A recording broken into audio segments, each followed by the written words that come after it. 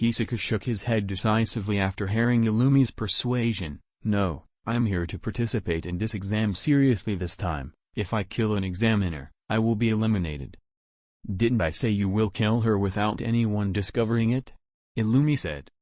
Hisaka shook his head and replied, the target is a one-star hunter. She's not some trash that I can kill in seconds. Moreover, the head examiner has a partner. It's almost impossible to kill her discreetly. Then, I will take care of the fat man. Illumi persuaded. That's... Hisaka seemed to think about it seriously now. Allan was stunned there as he saw the two of them planning a murder in plain sight. But if they killed both Menchi and Buara, then the whole second part of the exam will be invalid. In other words, his advantage as a transmigrator will be gone. Allan decided to stop the two from killing Menchi. Before he could even speak, the system's notification sound echoed in his head. Thing. Please make a choice. 1. Prevent Illumi and Hisaka from assassinating the examiner so that the exam can continue as normal. Reward, Naruto, Konoha secret taijutsu techniques. 2. Join Illumi and Hisaka in assassinating the examiner. Reward, One Piece, Okama fist heart. This. Allan was powerless as he saw the rewards. The system even gave him the Okama fist technique as a reward. It means the techniques belonged either to Mr. To, Bonclay or to Ivankov of the Revolutionary Army. No matter who it belonged to, he won't choose this Okama fist heart. The thought alone made him feel disgusted. It's the first time that he felt disgusted by a reward from the system.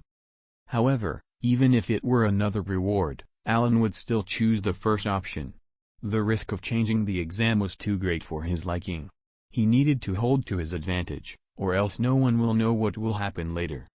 Allan decisively chose the first option.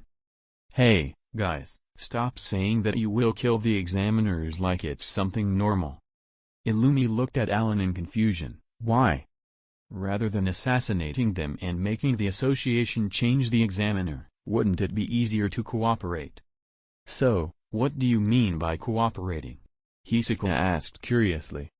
Allan glanced at the duo and said, I will tell you how to make sushi, or I will make 2 for each of you to give to the examiner. If you pass the test, you will owe me 1. A favor. How about it? Sounds good, Hisaka said with narrowed eyes. Then, what do you want to do with that favor? Killing? Illumi asked.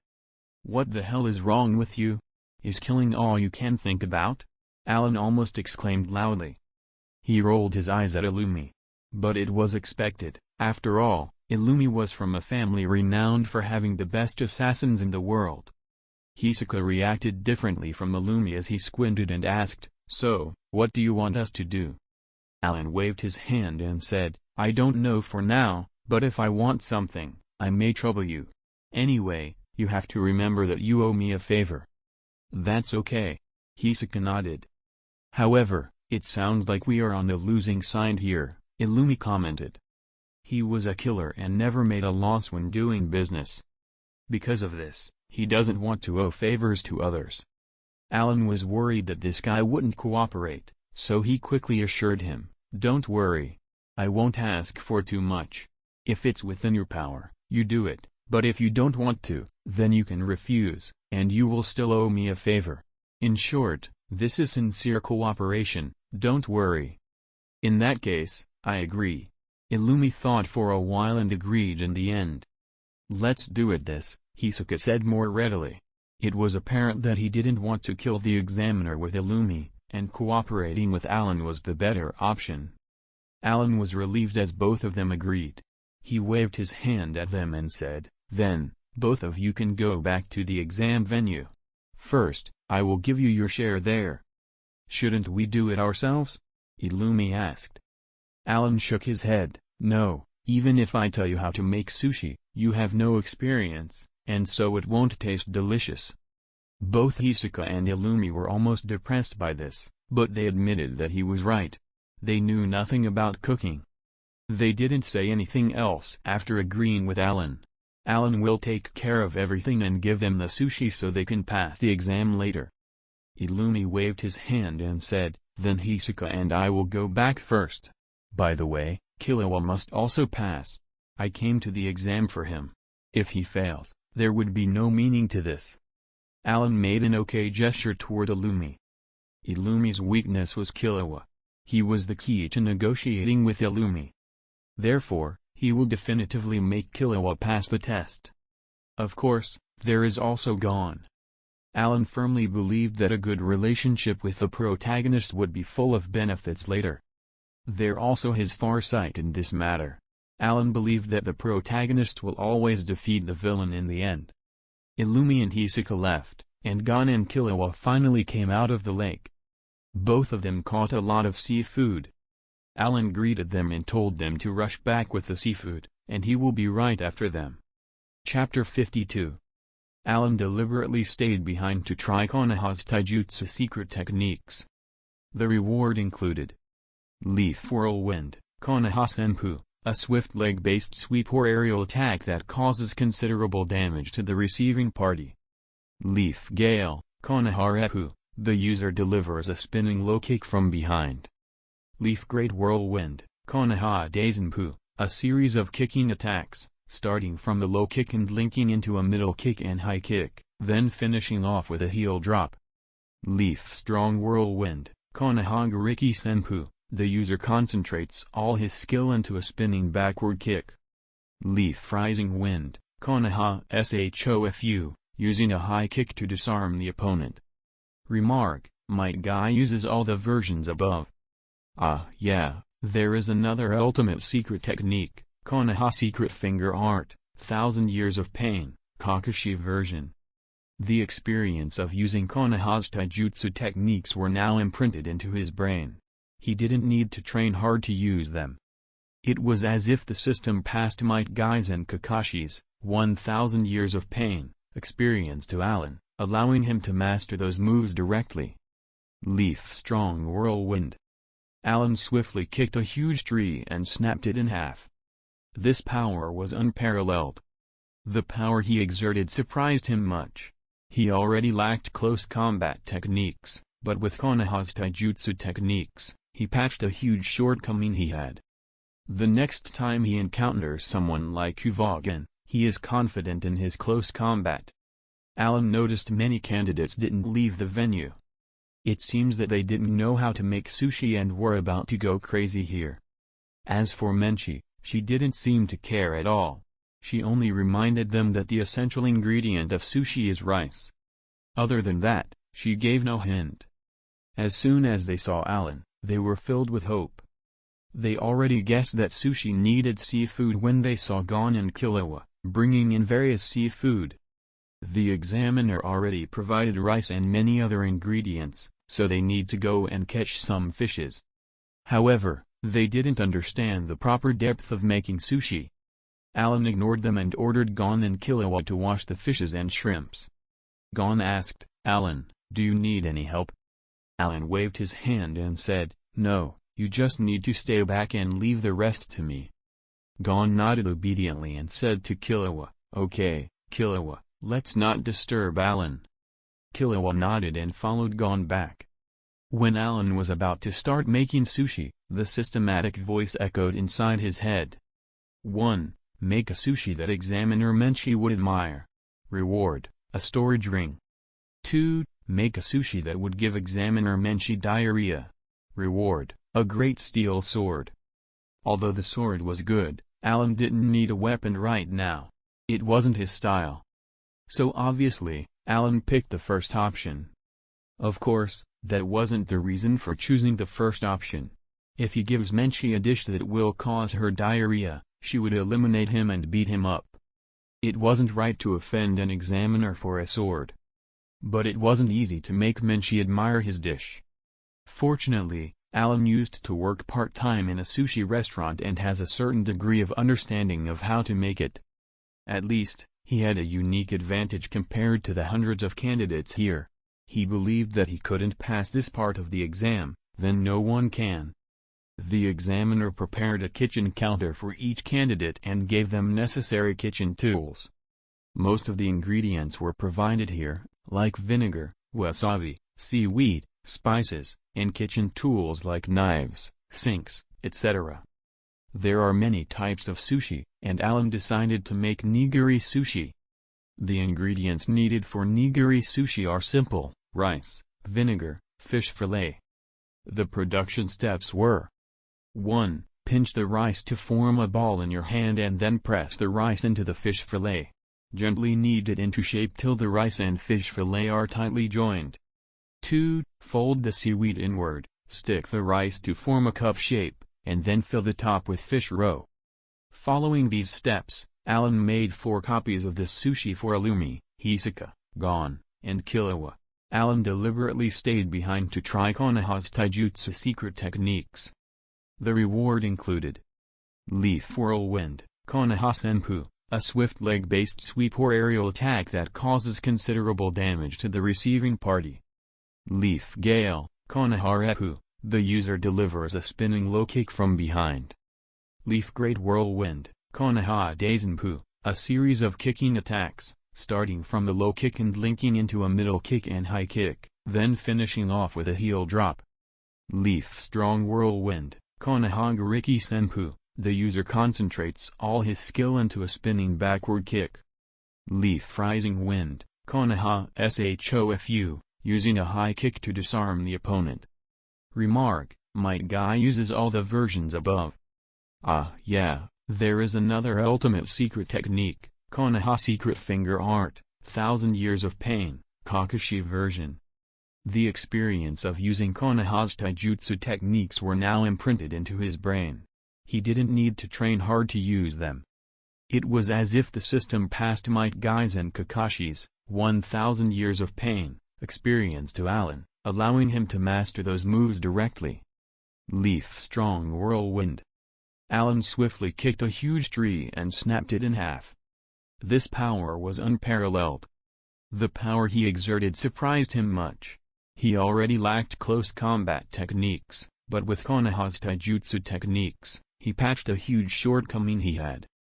The next time he encounters someone like Kuvagan, he is confident in his close combat. Allan noticed many candidates didn't leave the venue. It seems that they didn't know how to make sushi and were about to go crazy here. As for Menchi, she didn't seem to care at all. She only reminded them that the essential ingredient of sushi is rice. Other than that, she gave no hint. As soon as they saw Allan, they were filled with hope. They already guessed that sushi needed seafood when they saw Gon and Killua bringing in various seafood. The examiner already provided rice and many other ingredients, so they need to go and catch some fishes. However, they didn't understand the proper depth of making sushi. Allan ignored them and ordered Gon and Killua to wash the fishes and shrimps. Gon asked, "Allan, do you need any help?" Allan waved his hand and said, "No, you just need to stay back and leave the rest to me." Gon nodded obediently and said to Killua, "Okay, Killua, let's not disturb Allan." Killua nodded and followed Gon back. When Allan was about to start making sushi, the systematic voice echoed inside his head. 1. Make a sushi that Examiner Menchi would admire. Reward: a storage ring. 2. Make a sushi that would give Examiner Menchi diarrhea. Reward: a great steel sword. Although the sword was good, Allan didn't need a weapon right now. It wasn't his style. So obviously, Allan picked the first option. Of course, that wasn't the reason for choosing the first option. If he gives Menchi a dish that will cause her diarrhea, she would eliminate him and beat him up. It wasn't right to offend an examiner for a sword. But it wasn't easy to make Menchi admire his dish. Fortunately, Allan used to work part-time in a sushi restaurant and has a certain degree of understanding of how to make it. At least, he had a unique advantage compared to the hundreds of candidates here. He believed that he couldn't pass this part of the exam, then no one can. The examiner prepared a kitchen counter for each candidate and gave them necessary kitchen tools. Most of the ingredients were provided here, like vinegar, wasabi, seaweed, spices, and kitchen tools like knives, sinks, etc. There are many types of sushi, and Allan decided to make nigiri sushi. The ingredients needed for nigiri sushi are simple: rice, vinegar, fish fillet. The production steps were: 1. Pinch the rice to form a ball in your hand and then press the rice into the fish fillet. Gently knead it into shape till the rice and fish fillet are tightly joined. 2. Fold the seaweed inward, stick the rice to form a cup shape, and then fill the top with fish roe. Following these steps, Allan made 4 copies of this sushi for Illumi, Hisoka, Gon, and Killua. The taste of sushi was almost the same everywhere. That's why the appearance was important. The appearance of sushi must be up to standards. It should be neat and clean that it makes people swallow their saliva just looking at it. Allan put 5 pieces of nigiri sushi together and called Gon and Killua over. Gon and Killua looked at the sushi in awe and exclaimed, "Wow! Allan, is this sushi?" Gon asked in surprise. Allan nodded and asked, "What do you think?" "It looks amazing." Gon nodded heavily. "What do you think, Killua?" Allan asked. "Although it's the first time I saw sushi, it is similar to what I've imagined. So there shouldn't be any problem," Killua replied. The sushi Allan made was the same as the one Killua imagined, which made him feel strange. "In that case, you can give those to the examiner first." Hearing this, Killua and Gon nodded. Allan briefly talked about the type of sushi he made. After both of them remembered everything, they directly went toward Menchi for the evaluation. Menchi sat down while discussing with Buara about how many can pass this test. The conclusion they came up with was 0. In the venue, examinees were bringing their sushi for evaluation one after the other. What the hell? Are those candidates all stupid? Redo. Redo. What kind of crap is this? Go back and redo it. The candidates didn't know what sushi is, so they just put a fish into the rice and brought it for evaluation. For a food hunter like Menchi, this was an insult to cuisine. At this time, a bald youth stepped out to give his dish to Menchi. "Haha, a bunch of idiots. Now, I will be the first one to pass this part of the exam." With absolute confidence in himself, Hanzo stepped forward with Kurapika and Leorio behind him and showed the sushi to Menchi. "Oh?" Menchi, who wasn't expecting anything special, smiled. "Well, finally, some decent sushi." "Hey, of course, I made this with great effort," Hanzo said confidently. Kurapika and Leorio, who heard this, gained some confidence as well. Both of them learned how to make sushi together from Hanzo, and their sushi looked decent. Judging by appearance alone, they passed. "Don't be too happy, although it looks good. I have to taste it myself." Menchi picked one and took a bite. Then she took one each from Kurapika and Leorio's plate and took a bite. "No, this tastes bad. Take it back and redo it. Also, all 3 of yours taste the same," Menchi said casually. When Hanzo heard the evaluation, his confidence crumbled as he felt slight anger. "Smelly woman, you are making things difficult for us. Form a ball of rice in your hand, then add slices of sashimi and wasabi with vinegar. It's one thing to want us to make sushi, and another thing if you want to eat a 5-star dish here, okay?" Suddenly, all the candidates who were attracted by the yelling Hanzo understood how to make sushi. Hanzo's teeth trembled in anger. At this time, Menchi snorted, "What are you talking about, you baldy? You just learned a few things, and you think you're the best. Are you the examiner, or am I?" Damn it. Although he was unconvinced, Hanzo had gone and told every participant in this exam how to make sushi. At this time, Gon and Killua came to the examiner and gave her the sushi Allan made. Menchi was angry because of Hanzo, so when she saw Gon and Killua, she said, "You two, aren't you afraid after what I did to that baldy? Be careful if I will beat you up if I don't like the sushi. Why don't you take a look first, Examiner-san?" Gon smiled. "Yes, Examiner-san, don't vent your anger on innocent people. Let the cooking speak." Killua followed. "What stinky brats, you dare rebut me?" Menchi curled her lips unhappily. Then she was stunned when she saw the sushi Gon and Killua brought. "OJ? nigiri sushi and row battleship sushi. How is it? Gon asked, hopefully. Is this made by you too? Menchi took a deep breath and asked in disbelief. Because of the appearance alone, this sushi was a grade higher than Hanzo and the others. It's neat and in uniform size, which made her want to eat them. You pass in terms of appearance, but I still have to taste it. Menchi prepared herself and gave it a bite. I say, did you make this? After tasting the sushi served by Gon and Killua, Menchi couldn't help asking with surprise. Not only did the sushi look good, but it also tasted utterly okay. It was kind of hard to believe that the two small boys made this sushi. Because the preparation may be simple, achieving such a presentation level was complicated and required a lot of effort. Gon and Killua didn't look like the type to be into cooking. In fact, Gon was never a good liar, so after the repeated questioning of Menchi, he was about to reveal the truth. Killua noticed this and immediately covered Gon's mouth and said, yes, we made them. He was smart and knew that as soon as Gon mentioned that this was prepared by someone else, Menchi would severely criticize them and remake the sushi themselves. After all, it is definitively an insult to a food hunter if someone used someone else's food as their own, not just an insult to the hunter, but also an insult to the food itself. They would end up eliminated for that. Menchi could tell that Killua was lying, but she didn't expose him. Instead, she just questioned, you two made the exact same sushi, both of you made nigiri sushi and row battleship sushi. Aside from how it looks, the taste is the same as well, which means that the same person prepared them. That's because we have a good relationship. As for the taste, our level is the same, so the taste is also the same. Killua defended. Gon just nodded without uttering a word. Since you're so sure of yourself, make one in front of me now. We'll see if it's the truth or not then. Ah, what?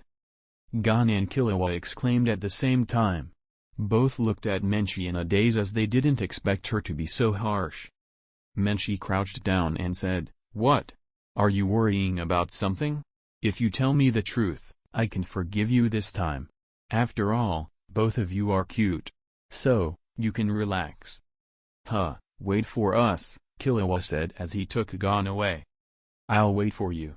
Menchi smiled, then she seriously warned, if you dare deceive me, I will definitively eliminate you both. After leaving, Killua was unhappy as he cursed, that damn, stinky, woman is making this difficult on purpose. What should we do now, Killua? Gon asked. There is no other way than asking Allan to teach us a step-by-step. Gon nodded as he accepted the proposal. Yeah, good idea. What happened? What's the result? Seeing Gon and Killua coming back, Allan asked curiously. I'm sorry we failed, Gon sighed. Why? Allan was taken aback as he murmured, I tried it just now, and it tastes good. If this doesn't guarantee a pass, then no one will pass. Killua shook his head, no, we didn't mean that the sushi wasn't good. On the contrary, because the sushi was good, we were suspected by the examiner. Allan realized the problem, so she asked you to come back and do it again, right? Gon nodded and said, yeah, and she also said that she would observe how we make the sushi later. Allan frowned, this will be hard. Even if it's hard to do, we can't just give up. I can only ask you to teach us how to make sushi now. Gon and I will try mastering it as fast as we could. Please make a choice. 1. Agree to Gon and Killua's request and personally teach them how to make sushi. Reward, physical strength increase by 100 points. 2. Reject Gon and Killua's request and discourage them from completing the hunter exam. Reward, Mushi Mushi no Mi, insect devil fruit, model, praying mantis. Allan planned to teach both of them, which he would do regardless of the reward. However, he was much surprised by the reward nonetheless, because a devil fruit appeared this time. Allan wasn't impressed by the devil fruit itself. After all, it was a weak zoan fruit at most. Maybe if he ate it, his agility would skyrocket as a praying mantis was agile. Generally, Whoever ate a zoan devil fruit can transform into an animal, but the zoan users were too ugly, and it was completely unacceptable. If it were Logia or Paramecia, Allan would be tempted, but it was just a zoan-type fruit. Allan broke his train of thoughts and directly replied, "Well, hurry up and follow me to clean the fishes first, then slice it and start shaping the rice into balls to make nigiri sushi." "Understood."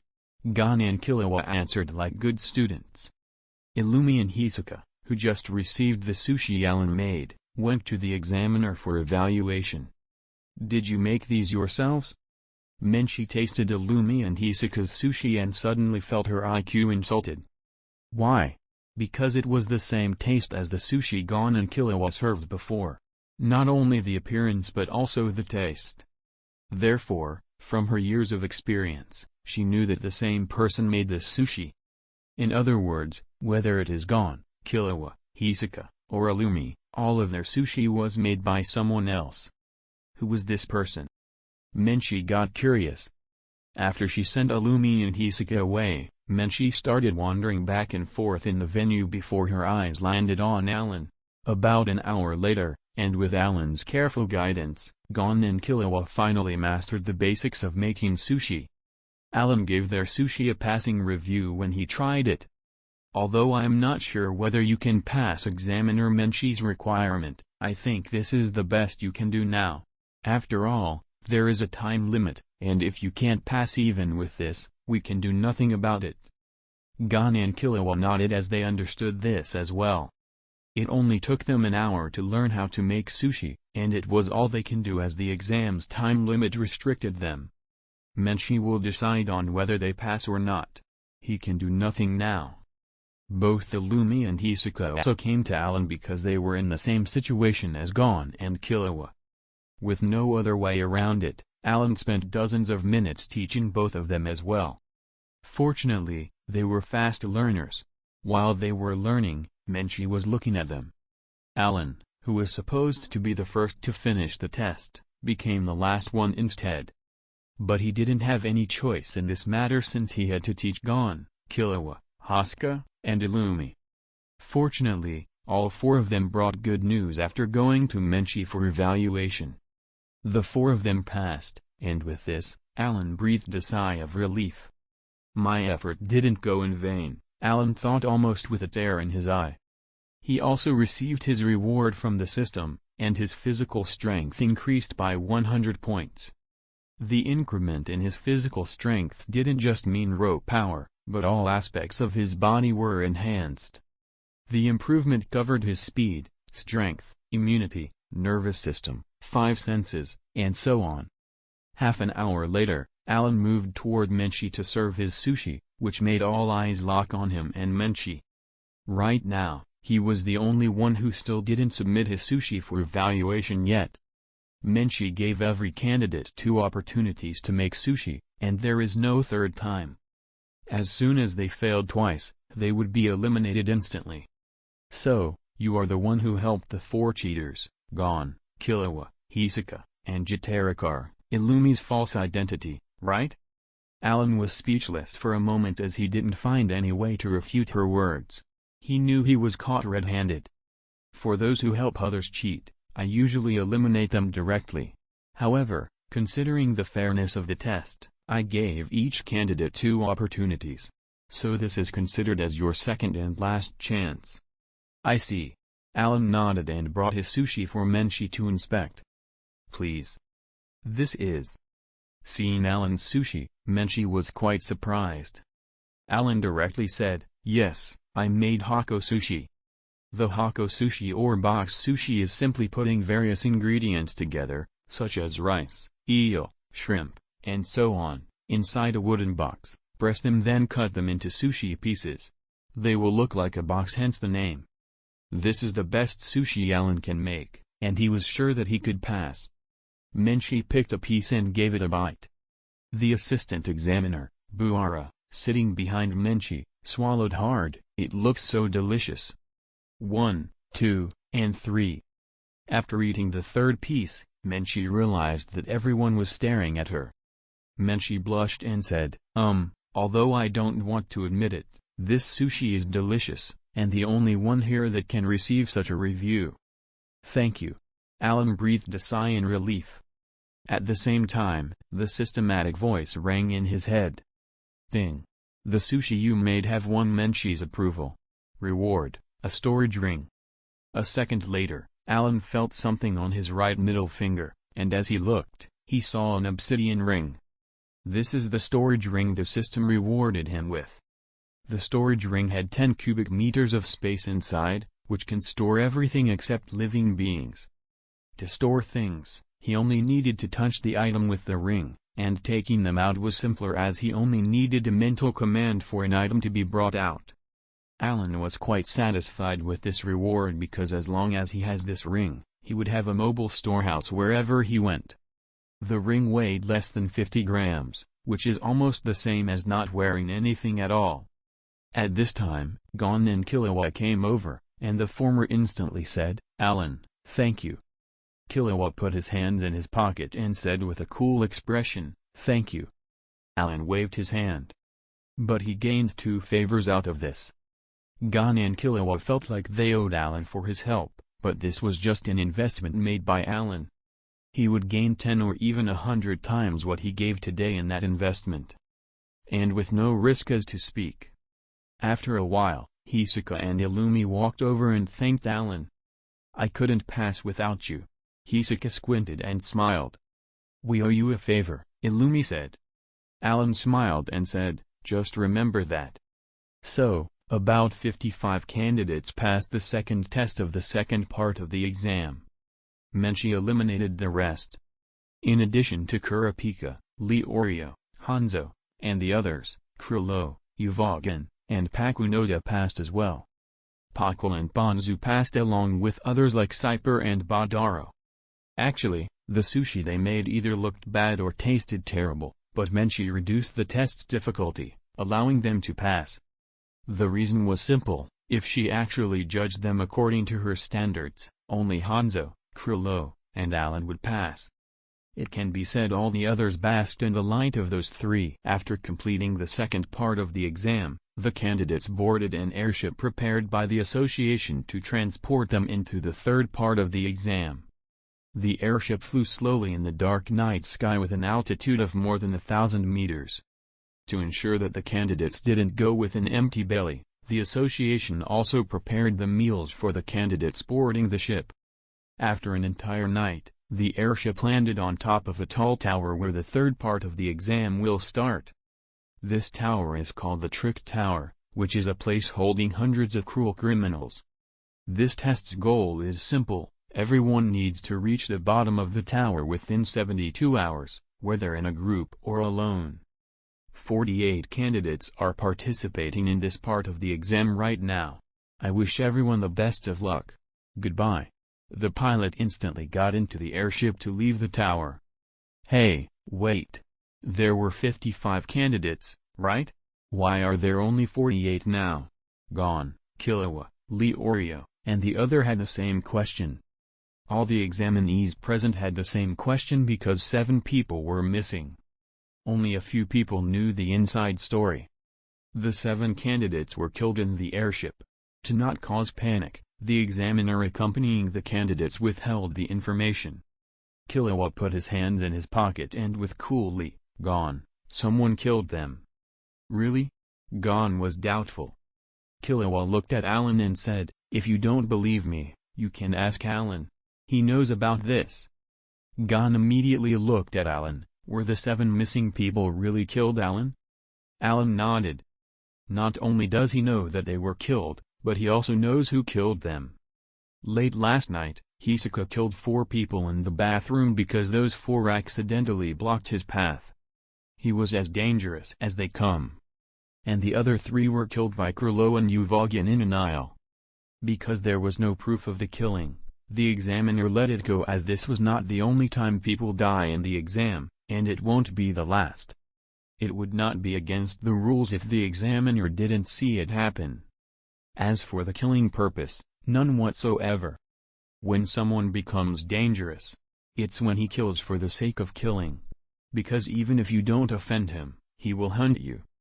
When dealing with those kinds of psychopaths, you will have to be extremely vigilant. After a while, everyone focused on their objective and forgot about the 7 missing candidates. The top of the turret was hundreds of meters high and looked like a large chimney. At this time, an examinee who was confident in his climbing skills decided to go down the tower directly. He seemed to forget that this wasn't a typical tower. As he climbed about 10 meters down, an alarm sound echoed out of the building, and a group of strange birds with 6 legs appeared, making loud noises. They were the 6-legged flying beast. The 6-legged flying beast grabbed the climber using its claws and flew up before it started eating. The examinees who were looking at this all threw away any thought of climbing down. At the same time, they were rejoicing that it wasn't them that ended miserably like that. However, when they sighed in relief, they found out that the 6-legged flying beasts were looking straight at them after eating the unfortunate examinee. "Hey, they are coming toward us," Leorio shouted as he grabbed the dagger he carried in his pocket. These monsters were strong, they can tear a person's body quickly, and everyone here already witnessed that, so when they were attacking now, no one slacked off. As long as they maintain enough composure, they can efficiently deal with them. But those 6-legged flying beasts came in waves. In just a few minutes, a few hundred of them gathered near the tower. The 6-legged flying beasts considered the candidates on top of the tower as their lunch. The third test had already started when the climber triggered the alarm and attracted the flying beasts. At this moment, the candidates were fending off the 6-legged flying beasts that vastly outnumbered them. Furthermore, they were at a disadvantage since there was nowhere to hide on top of the tower.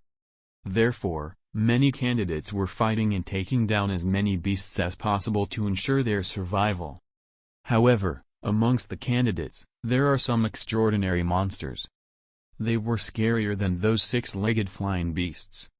Suddenly, several playing cards shot out like darts from Hisoka's hand, killing 2 6-legged flying beasts simultaneously. His playing cards were as sharp as a blade.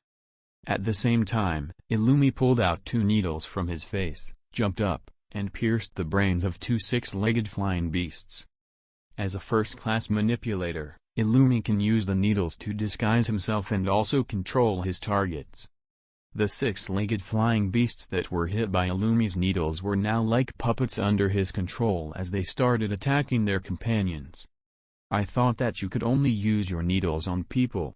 I didn't think you would use them on monsters as well. This really opened my eyes," Hisoka said.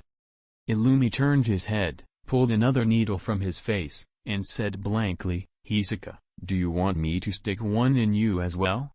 I will control you that way." "Don't do it. You will ruin me." Hisoka squinted with a smile. Illumi.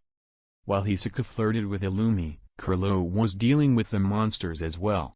Uvogin was just one-punching the 6-legged flying beasts. One punch was enough to kill one monster. Pakunoda was holding her pistol and killing the 6-legged flying beasts from a distance without leaving them any chance to get close. Nen strengthened the bullets, and as soon as it touches a monster, he would explode. She could only shoot 6 bullets and then wait 6 seconds to shoot again, and that's her only disadvantage. It takes 1 second to form a bullet. That's the reason Pakunoda had to wait 6 seconds. Therefore, Pakunoda would shoot 6 times then avoid the 6-legged flying beasts before firing again. Although she was a combatant, she has an extraordinary skill that wasn't inferior to professionally trained agents. That's why she can fight the 6-legged flying beast even if she didn't have bullets for a while. In less than 5 minutes, the candidates killed more than 50 6-legged flying beasts. Most of the credits went to Hisoka, Illumi, Uvogin, and Pakunoda, while Kurlo was dodging them gracefully with his left hand in his pocket and his right hand holding a book. He didn't put those birds in his eyes. However, even after killing 50 6-legged flying beasts, more than half of them remained. On the other side, Hanzo was also having a fierce fight with the 6-legged flying beast. "Look at my shadow shuriken." Hanzo threw 2 shuriken, and after he made a few hand signs, the two shuriken turned into hundreds before striking down a six-legged flying beast. TN, Hanzo really did use Shadow Shuriken no Jutsu, made by Hiruzen Sarutobi from Naruto. Not far away, a blonde boy jumped fiercely toward the six-legged flying beast and directly struck a pair of daggers into its brain, killing it on the spot. "Good job, Kurapika," Leorio exclaimed. "Leorio, look behind you." Kurapika's words surprised Leorio, and as he looked back, a six-legged flying beast was already pouncing on him. Fortunately for Leorio, he dodged in the last second and avoided being hit by the six-legged flying beast's claws, but the beast still grabbed his suit and dragged him up. Looking down, Leorio saw how high he was and directly turned toward the six-legged flying beast that grabbed him and fiercely kicked it on its stomach. The six-legged flying beast let out a scream while letting go of Leorio, who fell on top of the tower and breathed heavily. He was a medical student and not someone specialized in combat. That kick was the strongest move he could make, and it was fueled by his desire to survive. "Good job, Leorio," Kurapika praised. Leorio was speechless as he said the same thing to Kurapika half a minute ago. On the other side, Allan, Gon, and Killua had it relatively easy. Killua used his assassination technique to make his hand and nails sharper before slashing it toward the six-legged flying beast, directly decapitating it in a flash. His actions were swift and decisive, worthy of being an assassin from the Zoldyck family. Different from Killua's brutality, Gon clenched his fist and sent them flying with a punch. His fist shone with a pale golden light as he released tremendous power compared to his small body. Killua saw this and sighed, "Gon, with that kind of power, you won't have any difficulty opening the testing gate." "Testing gate?" Gon asked in confusion. Killua waved his hand and said, "Well, I mean, you may be stronger than me." Gon touched the back of his head and smiled sheepishly, "I didn't just use pure physical strength." Killua nodded as he figured that out already. "Yeah, I also feel that you didn't use brute strength to punch that bird, but another strange power. That power is strong. I've seen many uses it before, for example, my brother, Hisoka, and Jitaraker. Furthermore, Allan uses it too, and then you. I think all of you are using the same power, but each one is using it differently." Gon was stunned and didn't react for a few seconds before smiling. "Haha, Killua, I see that you still didn't learn Nen yet." "Nen?" Gon nodded and said, "Well, that strange power you felt is called Nen. I will tell you about it later after we finish those birds." Just when the two were about to go back fighting, an amazing force converged around them. They looked back at Allan, who is amazingly the source of that force. They felt uncertain and anxious, just standing there. It wasn't typical aura or killing intent, it was more impactful. While the beast attacking them fell one after the other. The impact was enough to render them unable to fly, and some of them even lost consciousness. Killua walked toward the nearest beast and kicked its head. "It's still breathing, but it fainted." Gon murmured, "So great. Allan did this, right?"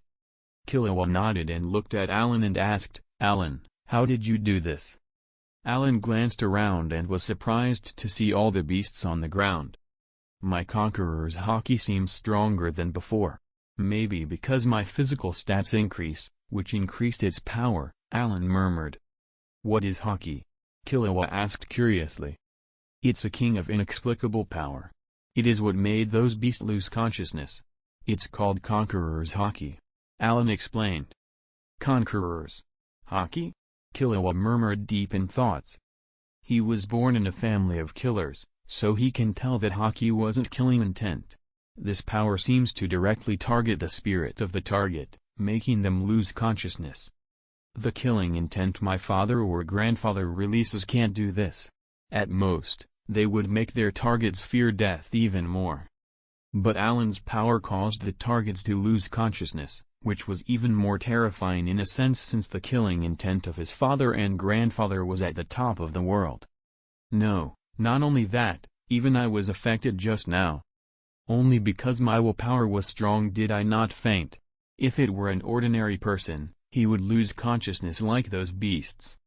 The more he thought about it, the more awestruck Killua felt by this power Allan used. Just now, it was an attack that can't differentiate between allies and foes, right? Killua asked suddenly. Allan just nodded.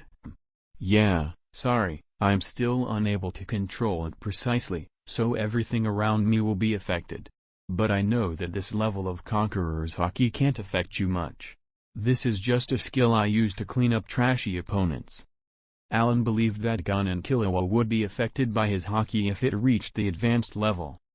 After dealing with those beasts, the candidates started trying to find a way down the tower. People started disappearing from the roof, which made everyone realize that the floor had several trapdoors. And those trapdoors were their way to finish this part of the exam.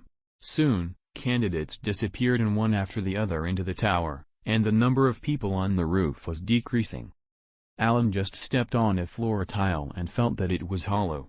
After tapping it a little, he heard an echo indicating that it was a trapdoor. Most trapdoors allowed a single candidate to enter, so others could only find another trapdoor. Although Allan knew that it was a trapdoor, he didn't know whether it was meant for a single person or a group. A single trapdoor allowed one person to enter, while the group trapdoor permitted a minimum of 2 and no known upper limit. However, it didn't matter because Allan already decided to go along anyway. After waving goodbye to Gon, he jumped into the trapdoor. In the next moment, he appeared inside a closed room with nothing but a timer. There were a monitor and a speaker as well in the upper left corner. Please put on the timer and start your challenge. If you reach the ground within 72 hours, you will pass the test. But there are various tests on the way, and whether you can get to the ground or not depends on your ability. A man's voice came out of the speaker. Allan already knew that this was the examiner of the third phase of the exam, who monitored all candidates. Allan didn't say anything and put on the timer and pressed the countdown button without hesitation. At this time, the closed door automatically opened. Allan walked out of the room and passed through a corridor. Suddenly, the corridor split into 2 passages, one left and one right, which led to nowhere. At this moment, Allan noticed a young girl with a delicate face, wearing a pink dress and pink hat stood in front of the 2 passages. It was candidate number 246, Ponzu. But Allan knew more than this. He knew that she was one of the unfortunate souls that would get eaten by the Chimera Ant. At this time, Ponzu, who was still hesitating in front of the passage, noticed Allan behind her. "Ah, it's you," she shouted and sounded slightly flustered. "Do you know me?" Allan was slightly surprised. It was the first time they met, so although they saw each other in the test before, they didn't even make eye contact. This meeting is considered their first. Ponzu avoided Allan's eyes as she turned around and said, I know all the candidates who reached this level." Allan nodded because it sounded right. He also liked to observe people. He could now recognize the people who didn't even appear in the show. And for the first time after a while, the system's voice echoed in Allan's head. Ding. The system detected that the host is making contact with a plot character. Please make a choice. 1. Ignore Ponzu completely and refuse any interaction with her. Reward, Great Sword X1. 2. Help Ponzu with the current difficulty and interact with her. Reward, Advanced Treasure Chest X1. 3. Show off in front of Ponzu, lead her to pass the exam's third phase, and add her to your harem. Reward, Diamond Treasure Chest X1. Note, please make your choice within 60 seconds. Hey? Allan almost yelled, but he suppressed himself. The sudden appearance of the system made him confused. He raised his head and glanced at Ponzu and thought, she has a good figure, and she is beautiful. If I can get her, it won't be a bad idea to choose the last option, and that option has the best reward out of the 3 choices as well. But at the same time, it's the most challenging option. Allan was confident in helping Ponzu pass the third phase of the exam, but he wasn't sure if Ponzu liked him or not to the point she accepts joining his harem. At this time, Ponzu noticed Allan's abnormality and asked, what wrong with you? Allan regained his senses as he shook his head, indicating that he was okay before asking, "You're the examinee number 246, Ponzu, right?" "Yeah." Ponzu nodded in surprise. "I didn't expect you to know my name." "Well, you're cute, after all. It's not hard to notice you." Allan's words made Ponzu blush a little as she lowered her head and said, Your name is Allan, right?" Seeing Ponzu's reaction, Allan's eyes flashed. Since she knows my name, it means that she had a deep impression of me. And from her reaction just now, she doesn't hate me. Maybe there is a chance after all. Allan tried his best to look normal. His top priority is to lead her successfully out of the third phase of the exam. He will interact with her, and step by step, gain her favor. This way, making her join in his harem won't be hard. At this time, Ponzu asked, "Allan, which way should we go? I can't decide. I want to hear your opinion." At first glance, the left corridor didn't seem dangerous, while the right one screamed danger. The walls seemed to spurt flames every once in a while, which blocked any passing attempt, and even a wrong step would be fatal. Most people would choose the left corridor because it seemed safe. Ponzu nodded her head. "Yes, it is true, but the safer the place seems, the more danger it contained." Allan glanced at her and said, "Then, you want to go to the right?" Ponzu shook her head. "That way is hazardous. Even if I want to, I can't make it." Allan looked at her in slight surprise. This girl was very aware and knew her skills. She didn't dare take the risk alone, but she wouldn't go on the left corridor, which seemed safe as well. Well, she's not wrong. Staying here was safer, but they would fail if they did so. The time limit is 72 hours. If they don't get to the ground, they won't pass this phase of the exam. The examiner deliberately prepared this place to make candidates waste their time here. It was using their sense of crisis against them. Therefore, the best option when encountering a choice like this is choosing as fast as possible. "Allan, which way will you go?" Ponzu asked. "Most people would choose the left corridor, but I'm not them. I will choose the right one." "But how will you avoid those flames? If it touches you, you will be finished," Ponzu said worriedly. She also preferred taking the right corridor. But that choice required incredible skills. Allan glanced at her and smiled. "If you follow me, I can guarantee that you will be safe." "Really?" Ponzu was a little doubtful.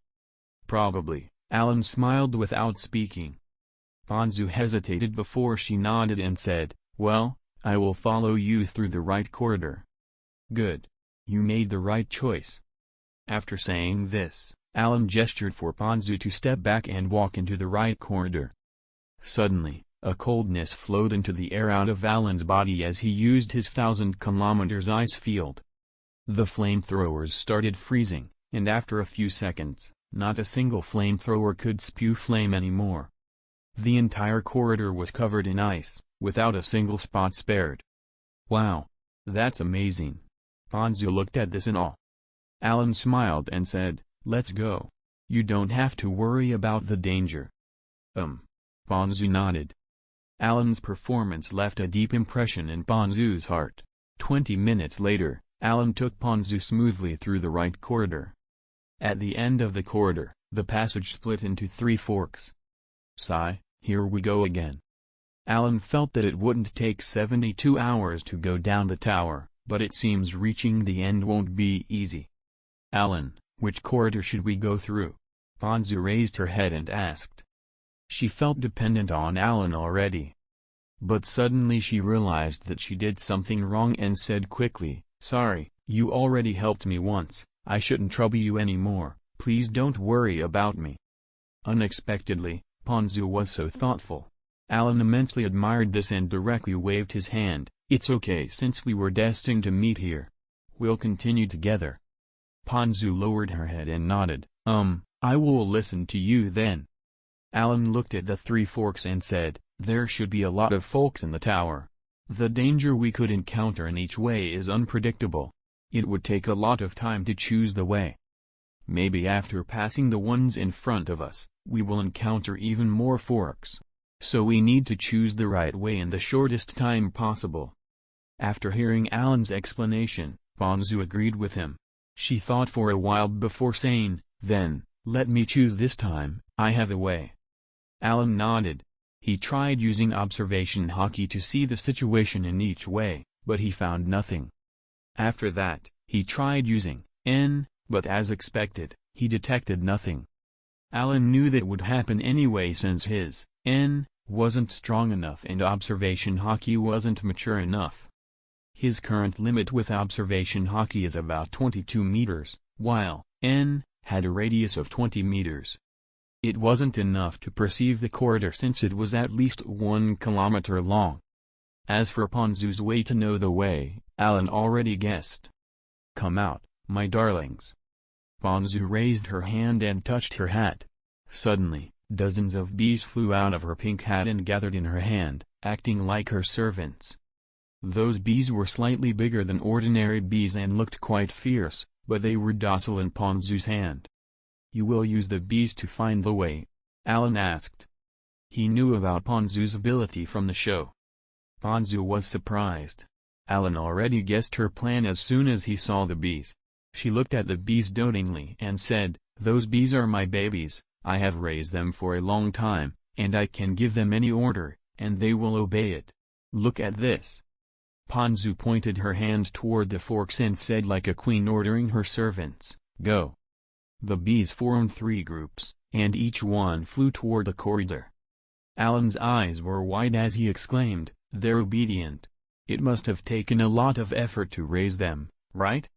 Ponzu seemed to think about the sad and happy days when she was training them and said, "Well, it's super difficult. It took a lot of hard work to train them, so under normal circumstances, I won't use them because I'm afraid of losing them." Hearing this, Allan apologized, "Sorry." Ponzu smiled, "Don't worry, you helped me a lot already. I should return the favor, right? Moreover, before reaching the ground, we are partners, so we should help each other." Allan nodded, but his thoughts were different. "This woman is so innocent, I will feel terrible if I deceive her feelings. Forget it, let's take one step at a time." Although he had chosen the third option, Allan's thoughts were simple, whether he complete it or not is his own choice in the end. Therefore, if Ponzu didn't want to be with him and join his harem, inexistent for the moment, he won't get punished by the system. He just won't receive the reward. Time passed by, and 20 minutes later, 4 bees flew back from the second corridor. "What is it?" Allan asked Ponzu.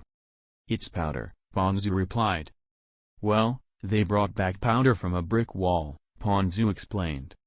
"What does it mean?" Allan was confused.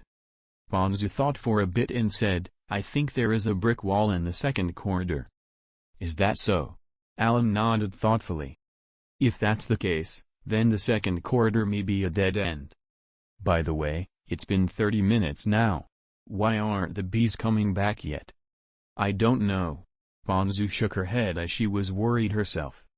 Upon seeing this, Allan didn't ask again. Ponzu trained those bees for a long time, and she was worried about them. After another 10 minutes, Ponzu became hopeless and said calmly, "The bees sent to the first and third corridors aren't returning. It seems something is wrong with those passages. Let's go to the second corridor." "What if they came back?" Allan asked in concern. Ponzu replied, "If they are still alive, as long as I'm not too far away, they will come and find me, don't worry." Allan nodded, "Then let's go." Allan and Ponzu walked toward the second corridor carefully. The second corridor may be safer than the other 2, but it didn't mean it was completely safe. After 10 minutes, a tall brick wall appeared in front of them. "Ah, it's really a dead end. The power my darlings brought was from this wall," Ponzu sighed in disappointment. This meant that they made a trip in vain, and they needed to go back to choose the first or third fork. Allan looked at the brick wall with sharp eyes and said earnestly, "I think 3 is a way to get past this wall." "Really?" Ponzu raised her head and looked at Allan in surprise. Allan pointed at the wall and said, "Look, the color of this wall is different. It means that it was newly made for the hunter exam." The purpose is to create a dead end for the candidates and consume even more time. So it's like that. Ponzu came to a realization. But we don't have any tools with us. How are we going to go through it? Hearing this, Allan smiled and said, "We will blow it up." What? Ponzu couldn't believe what she heard. At this time, Allan already took a step forward and raised his hand into a fist before sending a powerful punch toward the wall. Boom. The brick wall shattered entirely under Allan's punch. As the dust settled down, a quiet stairway appeared in front of Allan and Ponzu. The stair was leading down, but they didn't know where exactly. Allan didn't hesitate and said, "Let's go. This should lead us to the ground. We made the right choice." "Allan, you're amazing," Ponzu said in admiration. She really admired his power. 30 minutes later, Allan and Ponzu reached the ground smoothly. There were already 5 people who reached the ground faster than them. They were Hisoka, Illumi, Krilo, Pakunoda, and Uvogin. Seeing Allan coming with Ponzu, the atmosphere changed. Hisoka, Illumi, and Krilo all turned around to look at Allan. "TSK, those guys are fast." Allan glanced at Hisoka and Krilo before taking Ponzu and walked to the side. He is aware that there is some relationship between Hisoka, Illumi, and the Ryudan, or Krilo, to be specific, especially since Hisoka should be the 4th member of the Ryudan. And here in the hunter test, they pretended that they didn't know each other. Even now, while there is no one here, they weren't talking at all. But they were familiar with each other. There were 5 dangerous people here, and Allan needs a lot of effort to get out unscathed. "Ah, there are here," suddenly Ponzu said. Allan turned his head only to see Hisoka and Illumi walking toward him. "Don't worry," Allan said calmly. Although those 2 were dangerous, they knew each other from the second part of the exam, and they both owed him a favor. Allan was sure that they wouldn't do anything to him. However, Hisoka and Illumi weren't ordinary people and shouldn't be judged as such. So even if they attacked, it was expected, which is why Allan was on guard. When they arrived in front of him, Hisoka smiled. "Allan, you arrived very quickly. It seems like you have taken a shortcut." Hearing this, Allan said as if he was upset, "What? You and Illumi arrived faster." Initially, Allan thought that he was fast. It only took him 3 hours to get down here, but 5 people were faster than him. "I really don't know how those guys did it. Is there a faster way than going down the stairs?" Allan was curious, but he smelt blood. He frowned and looked at Hisoka and said, "You were injured?" "Ah, you could tell?" Hisoka asked in surprise. Allan nodded and said, "You smell of blood, and it's not someone else's. It's your own." "Your nose is excellent." Hisoka squinted smiled. "You're too close. Step away from me," Allan said in disgust. "Okay." Hisoka walked to the other side obediently and then sat down against a pillar. "By the way, how did you get hurt?" Allan asked curiously. With Hisoka's power, it's almost impossible for ordinary people to hurt him. And since he came here fast, it means something happened. Hisoka pondered for a bit before he said, "A madman hacked me." "Madman?" "It's not a madman. It's an examiner from the previous exam. He planned to take revenge on Hisoka and made a trap in the tower for him, but Hisoka killed him in the end," Illumi explained. 1. Hearing this, Allan remembered that there was indeed such a thing in the original show. To injure Hisoka, that examiner indeed has some power, but he picked the wrong target.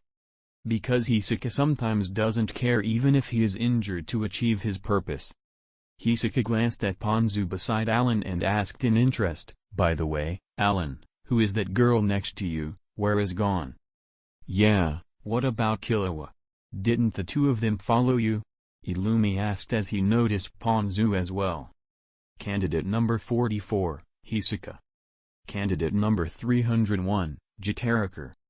Ponzu recognized both of them and knew how dangerous they were. The danger she recognized wasn't how dangerous they seemed, but how much her instinct screamed danger when she looked at them. At this time, Ponzu got nervous when the two targeted her verbally and looked at Allan in distress. Allan already knew that Hisoka and Illumi would ask about Ponzu since Gon wasn't here and he was interested in Gon, while Illumi would ask because Killua wasn't here. After thinking for a while, Allan replied, "She's Ponzu. I met her in the tower. As for Gon and Killua, they should be in the tower." "In other words, you were alone, right?" Illumi asked. Allan said without denying it. "It turns out you are more than friends." Hisoka smiled. Allan was stunned before glaring at Hisoka. "Hey, don't speak nonsense." Illumi said, "Taking a beautiful girl with you and leaving your friends behind. So, you're a dates before mates type." Hearing their words, Allan knew that they were half joking, half ridiculing him. His tone became agitated as he said, "You two, are you trying to provoke me to fight here?"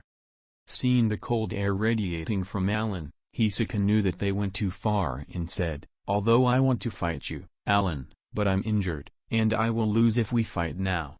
Let's fight another time." Allan looked at Illumi and said, "What about you?" Illumi said, "I'm a professional assassin, I collect my money before killing, I don't engage in meaningless fights." Allan said, "Very well then, shut up and don't bother me. As for Gon and Killua, they're strong. They will come down for sure. Just wait for them." Hearing this, Hisoka and Illumi said nothing and moved away. However, as he dealt with one wave, another one started.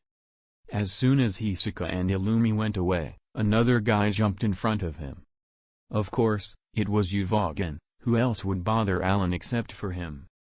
He is number 11 in the Ryudan, and other than fighting, he has no further interest. Uvogin directly looked at Allan and said, "If they don't want to fight you, I will." He was referring to Hisoka and Illumi when he said they. Suddenly, the system's choice appeared in front of Allan. 1. Defeat or kill Uvogin. Reward, armament hockey, intermediate, orzo on devil fruit, cat fruit, model, leopard. 2. Ignore Uvogin's provocation, and don't fight him. Reward, advanced treasure chest X1. It seems that a battle is inevitable after all. Therefore, Allan made his choice, the first option it is. If Allan can't do it, he won't get any reward, but if he defeats Uvogin or kills him, he would get armament hockey or cat fruit, model, leopard, which will significantly increase his power. After making his decision, Allan raised his head and said, "I will fight with you, but I have a condition." Uvogin frowned and said, "What condition?" 1. This battle is between the two of us. No one can intervene. 2. This is the last battle between the two of us.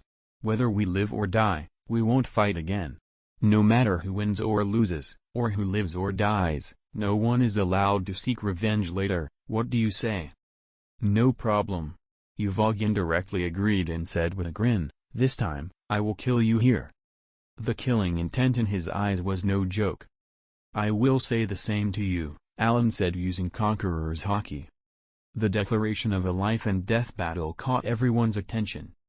Hisoka didn't care about anything as he said, "There is a good show about to begin." Illumi said, "They're really energetic." Krillou looked at this silently, while Pakunoda couldn't help asking, "Chief, shouldn't we stop Uvogin?" Krillou glanced at her and asked, "Why should we stop him?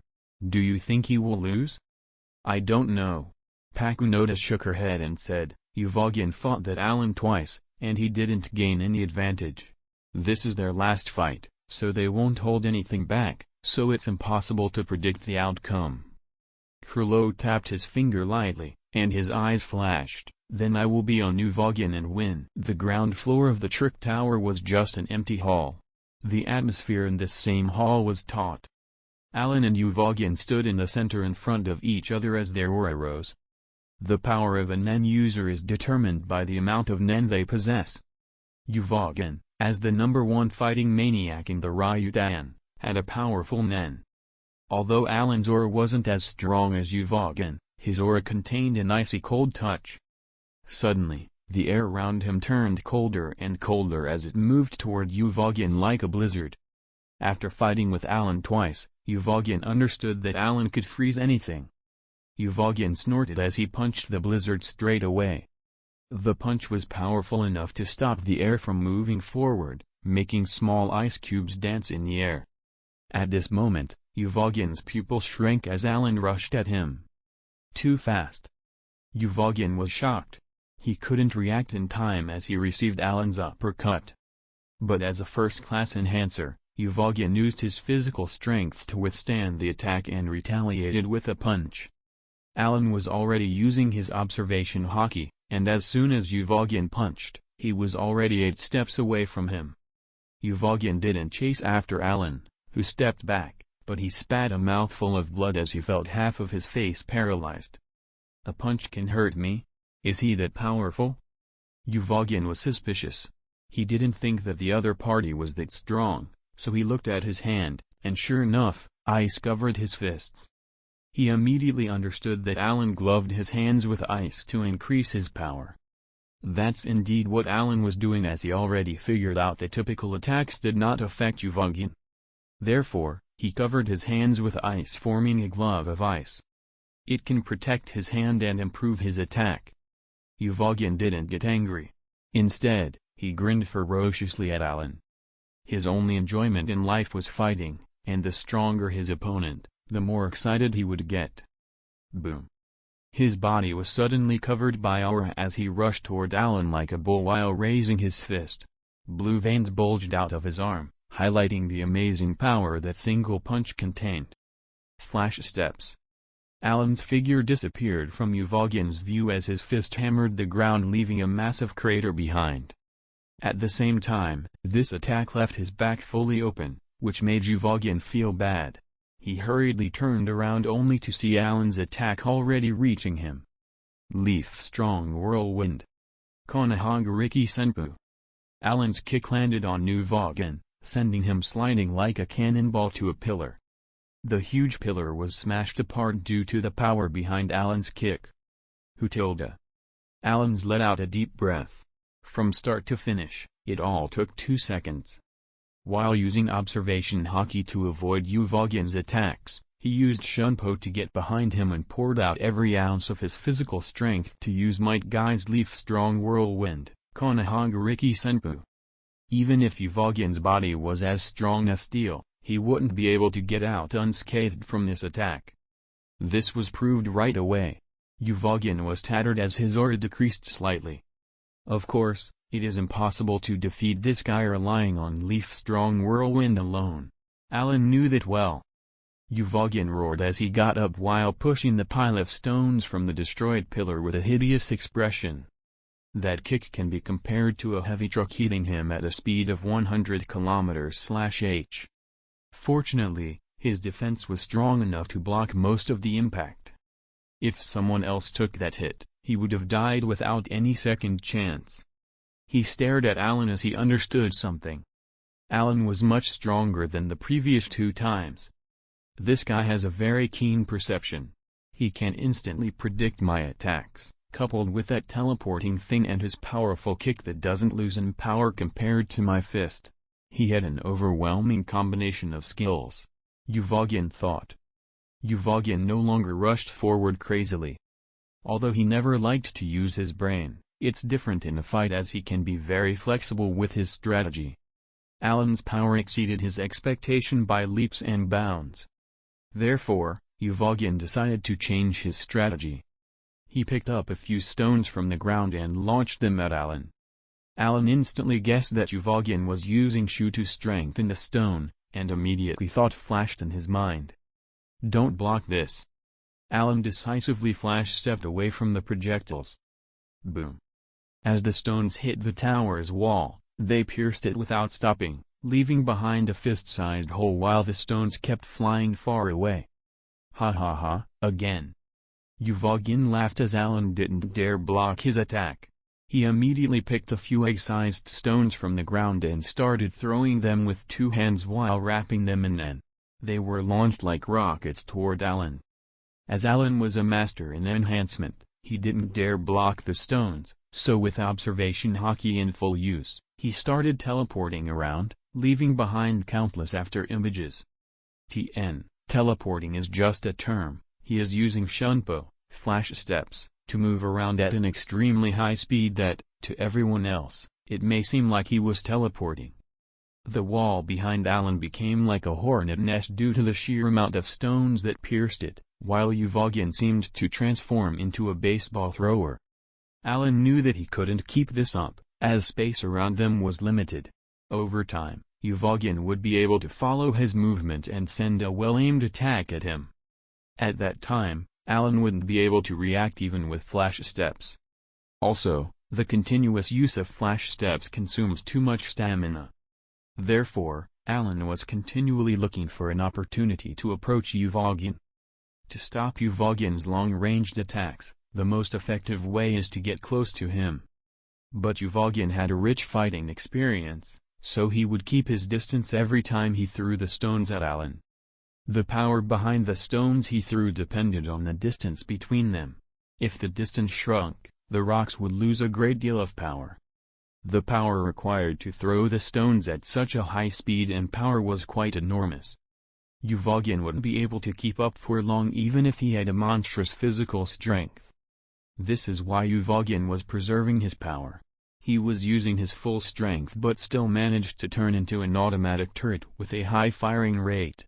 In just 2 minutes, Uvogin already launched hundreds of small stones with amazing strength, enough to penetrate an armored vehicle. The wall behind Allan is in ruins already. Uvogin's expression was already hideous. He was so concentrated on throwing stones at Allan that he ignored his surroundings. And now, he was standing in his place stunned as he didn't find any stone to throw.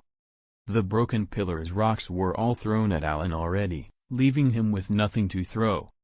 "Ah, there are no more stones," he said dumbfoundedly. Allan already predicted this in advance. He was paying attention to the stones on the ground in addition to the ones Uvogin threw at him. He decisively seized this opportunity to step forward and attack Uvogin with a leaf-strong whirlwind. Uvogin, who didn't react, was kicked on the chest and flew away like a cannonball again. He was smashed into a wall leaving a human-sized crack on the wall. "Damn, that kick hurts." Uvogin rubbed his rising and falling chest with difficulty as he felt pain all over his body. "This is my chance."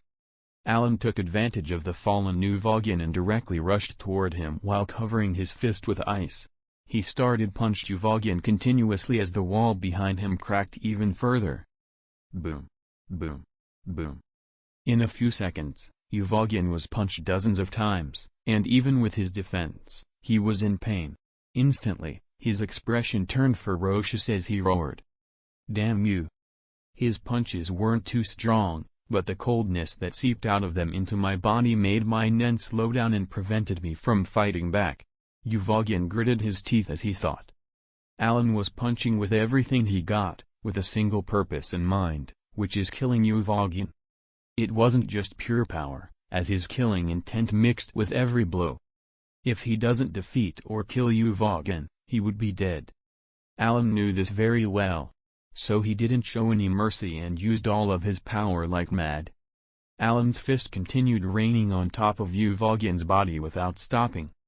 Uvogin had a rusty taste in his mouth as he spurted a mouthful of blood. The blood aroused Uvogin's primitive survival instinct, turning him into a beast. His aura erupted from his body in waves and surged around him, making Allan step away instantly and raise his guard. Uvogin moved. He shot at Allan at lightning speed. So fast. Allan was shocked and had no time to escape, but his reaction was slow. He put his arms in front of him for the first time as he used Ken to block the punch. Allan flew back and slammed into a stone pillar, breaking it apart. Allan stood up and spurted a mouthful of blood. His eyes looked at Uvogin gravely. "This guy is a monster. He took so many of my punches, but he still can strike back with such force. He indeed deserves his title as the #1 fighting maniac of the Ryutan," Allan thought. "I'm just returning the favor." Uvogin grinned as he jumped and slammed his fist at Allan, who didn't dare to block it again. He hurriedly rolled to the side as he wanted to recover some strength. Uvogin already expected Allan to dodge, so he immediately chased behind him, only for Allan to use flash steps to get away. Uvogin's expression changed. He depended on his instinct and instantly turned around and punching at Allan, who appeared behind him. Allan once again kicked Uvogin using leaf-strong whirlwind, Konohaguriki Senpu. Boom. One punch and one kick collided as the gust of wind howled on the trick tower's ground floor. At the same time, Uvogin and Allan moved back. Allan frowned. Damn it. I consumed a lot of power, and my physical strength hasn't recovered yet. I can use leaf-strong whirlwind, Konohaguriki Senpu, at full power. The same can be said for Uvogin. The battle consumed a lot of his power. However, as an enhancer, he is faster and more resilient than a transmuter like Allan. This is his advantage. Therefore, after 10 seconds, Uvogin once again launched an attack at Allan without giving the slightest opportunity to recover his strength. Allan recovered a little, but it was far from enough to fight Uvogin, so instead of fighting, he used his advantage, observation haki, to dodge Uvogin's attacks while recovering. He didn't want to use flash steps as it cost too much stamina. If he used it repeatedly, his energy would deplete in 20 minutes, so he tried to avoid using it. Uvogin couldn't touch Allan at all. Allan avoided 7 or 8 punches, making Uvogin angry. A punch, that's all I need. As long as I land a hit, I win. Uvogin stared at Allan. He knew that the latter wasn't as good as him physically or in nen quantity. If the two of them used ken to defend, Uvogin's defense would be 100, and Allan's would be 90. The difference of 10 points isn't the difference of their ken, but instead the difference between their nen. Although the gap isn't that huge, it was still a considerable gap. That's why Allan could barely defend using ken. An injury would reduce the overall power, speed, and reaction time of someone, and if Allan received another blow now, it would definitively be the end of the battle. It's a pity for Uvogin. Allan has observation haki, which made it almost impossible for Uvogin to land a hit. Allan dodged left and right while concentrating his aura. Suddenly, a large thick ice wall condensed in front of him. It was 2 meters high and a 1-foot thick wall that appeared instantly. Uvogin didn't care and directly punched the wall without a second thought, breaking it. The wall could hardly stop him for even a second as it broke like glass. Although Allan's defense wasn't as good as Uvogin, he can make it useful if he makes fair use of his nen. Right now, he stopped Uvogin's attack with the ice wall. Even though he broke it, he couldn't hit Allan. Compared to using ken to defend, using it to create an ice wall consumes less nen and was more useful as it can block Uvogin's attack. There is nothing but anger in Uvogin's eyes as he looked at Allan. The only thought in his head was kill Allan. As he continued his attack, his speed was significantly decreasing, and his power behind each punch was weaker. Allan noticed his killing intent soared. His stamina is almost out, and it's time to fight back. Flash steps.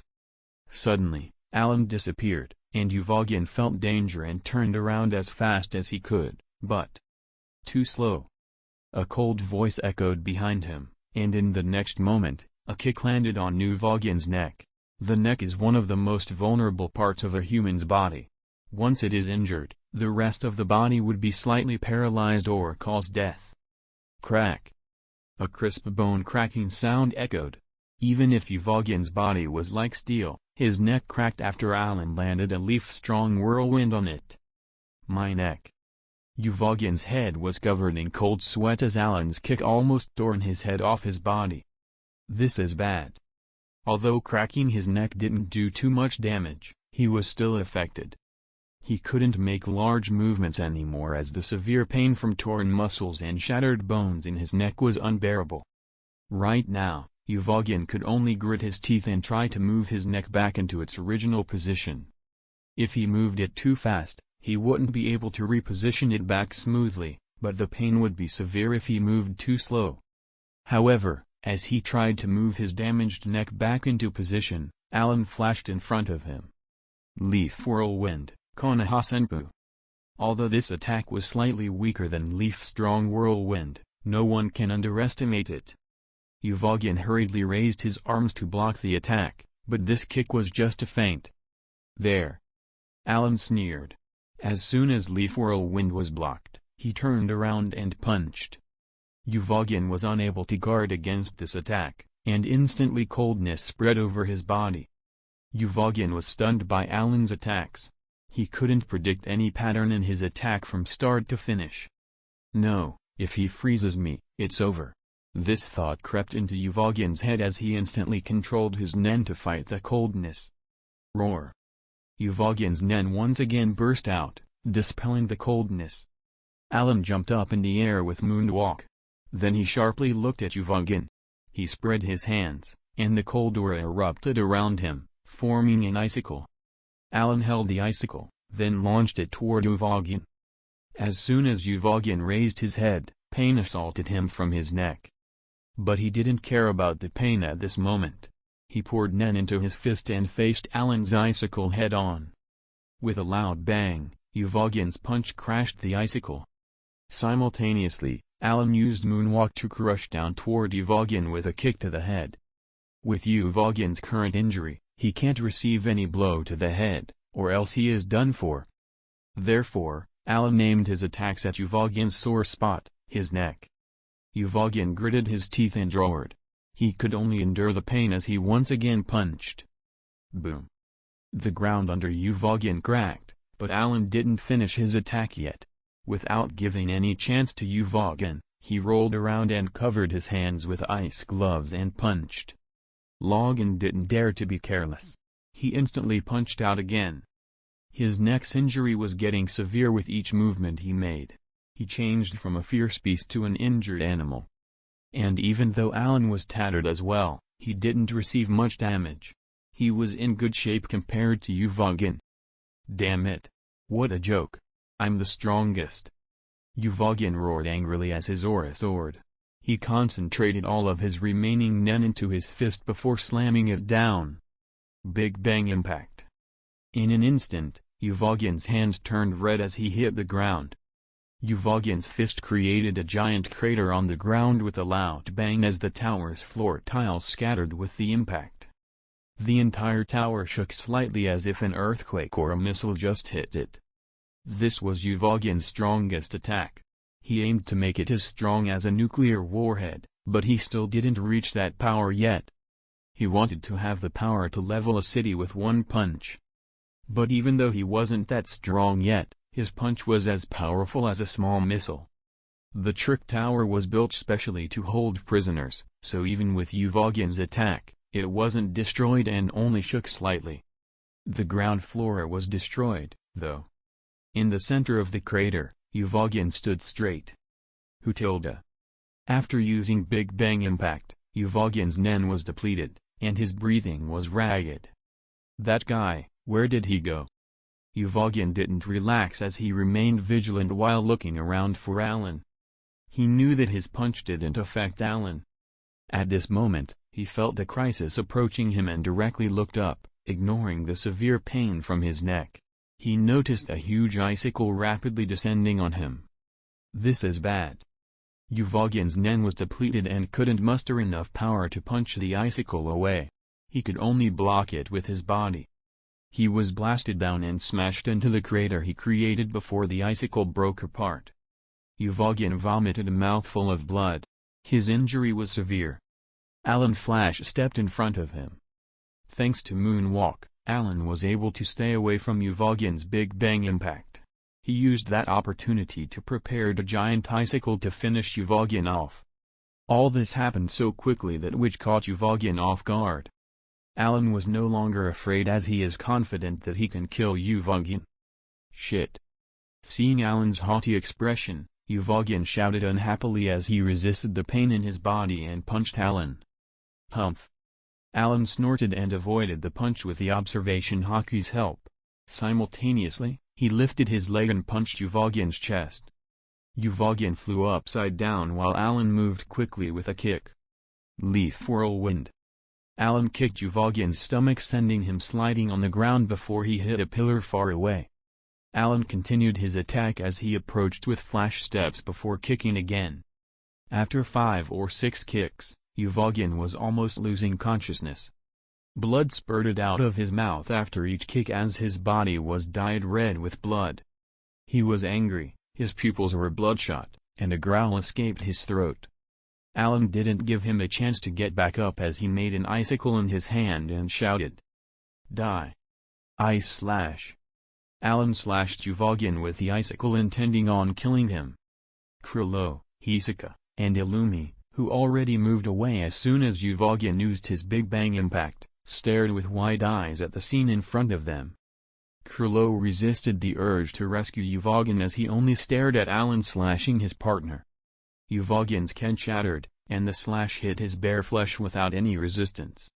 Blood spattered as a 30-centimeter wound appeared on Uvogin's body. If Uvogin's body wasn't so tough, that slash could have chopped him in half. Uvogin's pupils were wide open. His face looked at the wound on his body in disbelief before intense pain spread all over. Ah! A violent roar escaped Uvogin's hoarse throat like a demon. His gaze was filled with anger, hatred, and killing intent. Suddenly his eyes were fixed on Allan as he clenched his teeth, and veins bulged out of his body rapidly. Ooh! His aura erupted once again as he roared. Uvogin's hair was fluttering in the wind, and the blood stain on his chest made him look like a monster. His eyes were red with madness.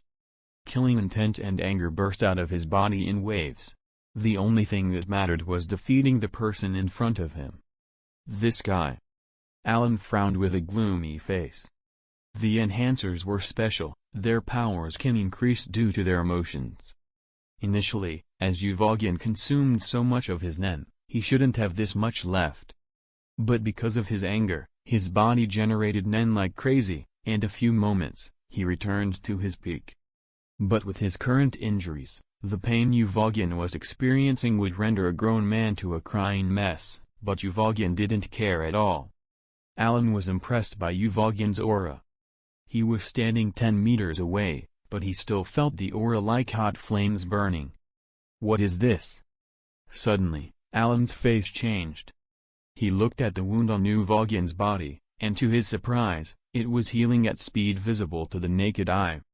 Enhancers were among the few nen types that can increase the healing rate using their aura. Damn it! Allan said darkly. If Uvogin recovered, everything he did from start to now would go down the drain. Allan was preparing to launch a surprise attack. Uvogin gave up healing his wound and jumped up to intercept Allan and punched him. Flash steps. Allan directly avoided using flash steps. Uvogin's punched empty air, but it sent a massive shockwave that damaged the ground like a hammer. Allan was surprised by the power that casual punch had. If Allan gets hit by that punch, his bones will crack. Die. Uvogin was still in a frenzy. His fist started ramming down like a machine gun. After a while, the dust created by Uvogin's punches was lifted, and dozens of pits appeared on the ground with varying sizes. The smallest pit was 3 meters wide, while the largest was 10 meters. However, Uvogin wasn't happy. He was panting heavily as his eyes looked around. Suddenly, he caught on the figure approaching him quickly. With air superiority, Allan escaped the last outburst unscathed. Allan was holding a crystal icicle with both hands as he used flash steps to increase his momentum. Although Uvogin consumed a lot of energy in his frenzied attack, his reaction wasn't affected as he avoided Allan's attack by stepping to the side. The icicle passed dangerously close to Uvogin's body. At the same time, he punched him with the back of his hand. Allan used the icicle to block the punch, but it broke. Uvogin's punch rushed toward Allan without decreasing in speed. Allan instantly kicked with his legs and jumped to the air to distance himself from Uvogin. Boom! Uvogin picked up 2 rocks from the ground and threw them at Allan, who was in the air, but the latter dodged while looking for an opportunity to approach Uvogin. He was saving his energy for a heavy blow. His gaze locked on Uvogin's head and neck. That was the only way he could injure him. Damn it! My neck hurts more and more, and if I leave it alone, I won't be able to perform large movements. I must move my neck back to its original position, Otherwise, I will be restricted. Allan saw Uvogin stop throwing rocks and twisted his neck. Taking advantage of this moment, Allan launched his attack directly. Leaf-strong whirlwind. Allan kicked while falling from the sky, and Uvogin had no choice but to use a single hand to block this attack. However, he underestimated this kick as he almost fell to his knees. Allan turned around and kicked again. Uvogin couldn't defend himself, and his face was kicked. His neck injury aggravated as intense pain spread all over his body like an electric current. Uvogin's concentration broke as sweat beads covered his forehead. Allan knew that this was a rare opportunity and immediately poured what little power he still had and used Konoha's taijutsu techniques to attack Uvogin repeatedly. At this moment, Uvogin grabbed Allan's wrist and took a deep breath. Allan felt immense danger arise from his heart. He knew what Uvogin was about to shout. He knew this attack from the show, but he isn't clear how loud Uvogin's roar could be. If he was unprepared, his eardrums would burst out, and he would die. Damn, I can't avoid this. Allan's brain was trying its best to find a way to cope with Uvogin's roar. Roar. Uvogin roared. Almost everyone in the tower could hear this roar, and it made nearly all of them tremble. Gon, Killua, Kurapika, Leorio, and many other candidates in the tower and the prisoners all paled after hearing this roar. When Uvogin was about to shout, Allan instantly used Conqueror's Haki without restraint and used it to protect himself. He used Conqueror's Haki to diverse the sonic impact while also impacting Uvogin's consciousness. I have no idea if that's possible, but that's what the author wrote. Allan felt uncomfortable. Although he used his Conqueror's Haki to withstand the sonic boom in time, the distance was too close, and his eardrums were affected, and his head was buzzing. For the time being, both sides stared at each other without doing anything. You are getting better and better as time passes, Uvogin said. After such a fierce, Allan's power exceeded his imagination. Although they were enemies, Uvogin felt amazed by Allan's progress. Allan said, "So? I'm very excited. Let's continue," Uvogin said with a grim expression. Uvogin already put back his neck to its position, and although he still felt pain, it wasn't that intense anymore, and his movement greatly improved. Allan didn't show any weakness, although he used most of his stamina. When the two were still fighting, someone wearing glasses and had a rooster's haircut intervened. "Stop! Go away!" Uvogin angrily shouted. Allan frowned and looked at the other party, quickly recognizing him as the examiner of this phase of the exam. "Are you the examiner?" "Sure enough," the rooster head replied. "Yes, I'm Lipo. I'm warning you too. If you don't stop, I will eliminate you from the hunter's exam." Allan frowned. Uvogin didn't care if they eliminated him. His eyes were on Allan, wanting to defeat him. Lipo glanced at the two of them and said, "This is the hunter exam, not somewhere you two could fight. If you have grudges, you can settle them after you leave. Moreover, you two already rendered the tower into such a sorry state, if you two continue, you will destroy the tower." Allan said coldly, "That big guy's to blame.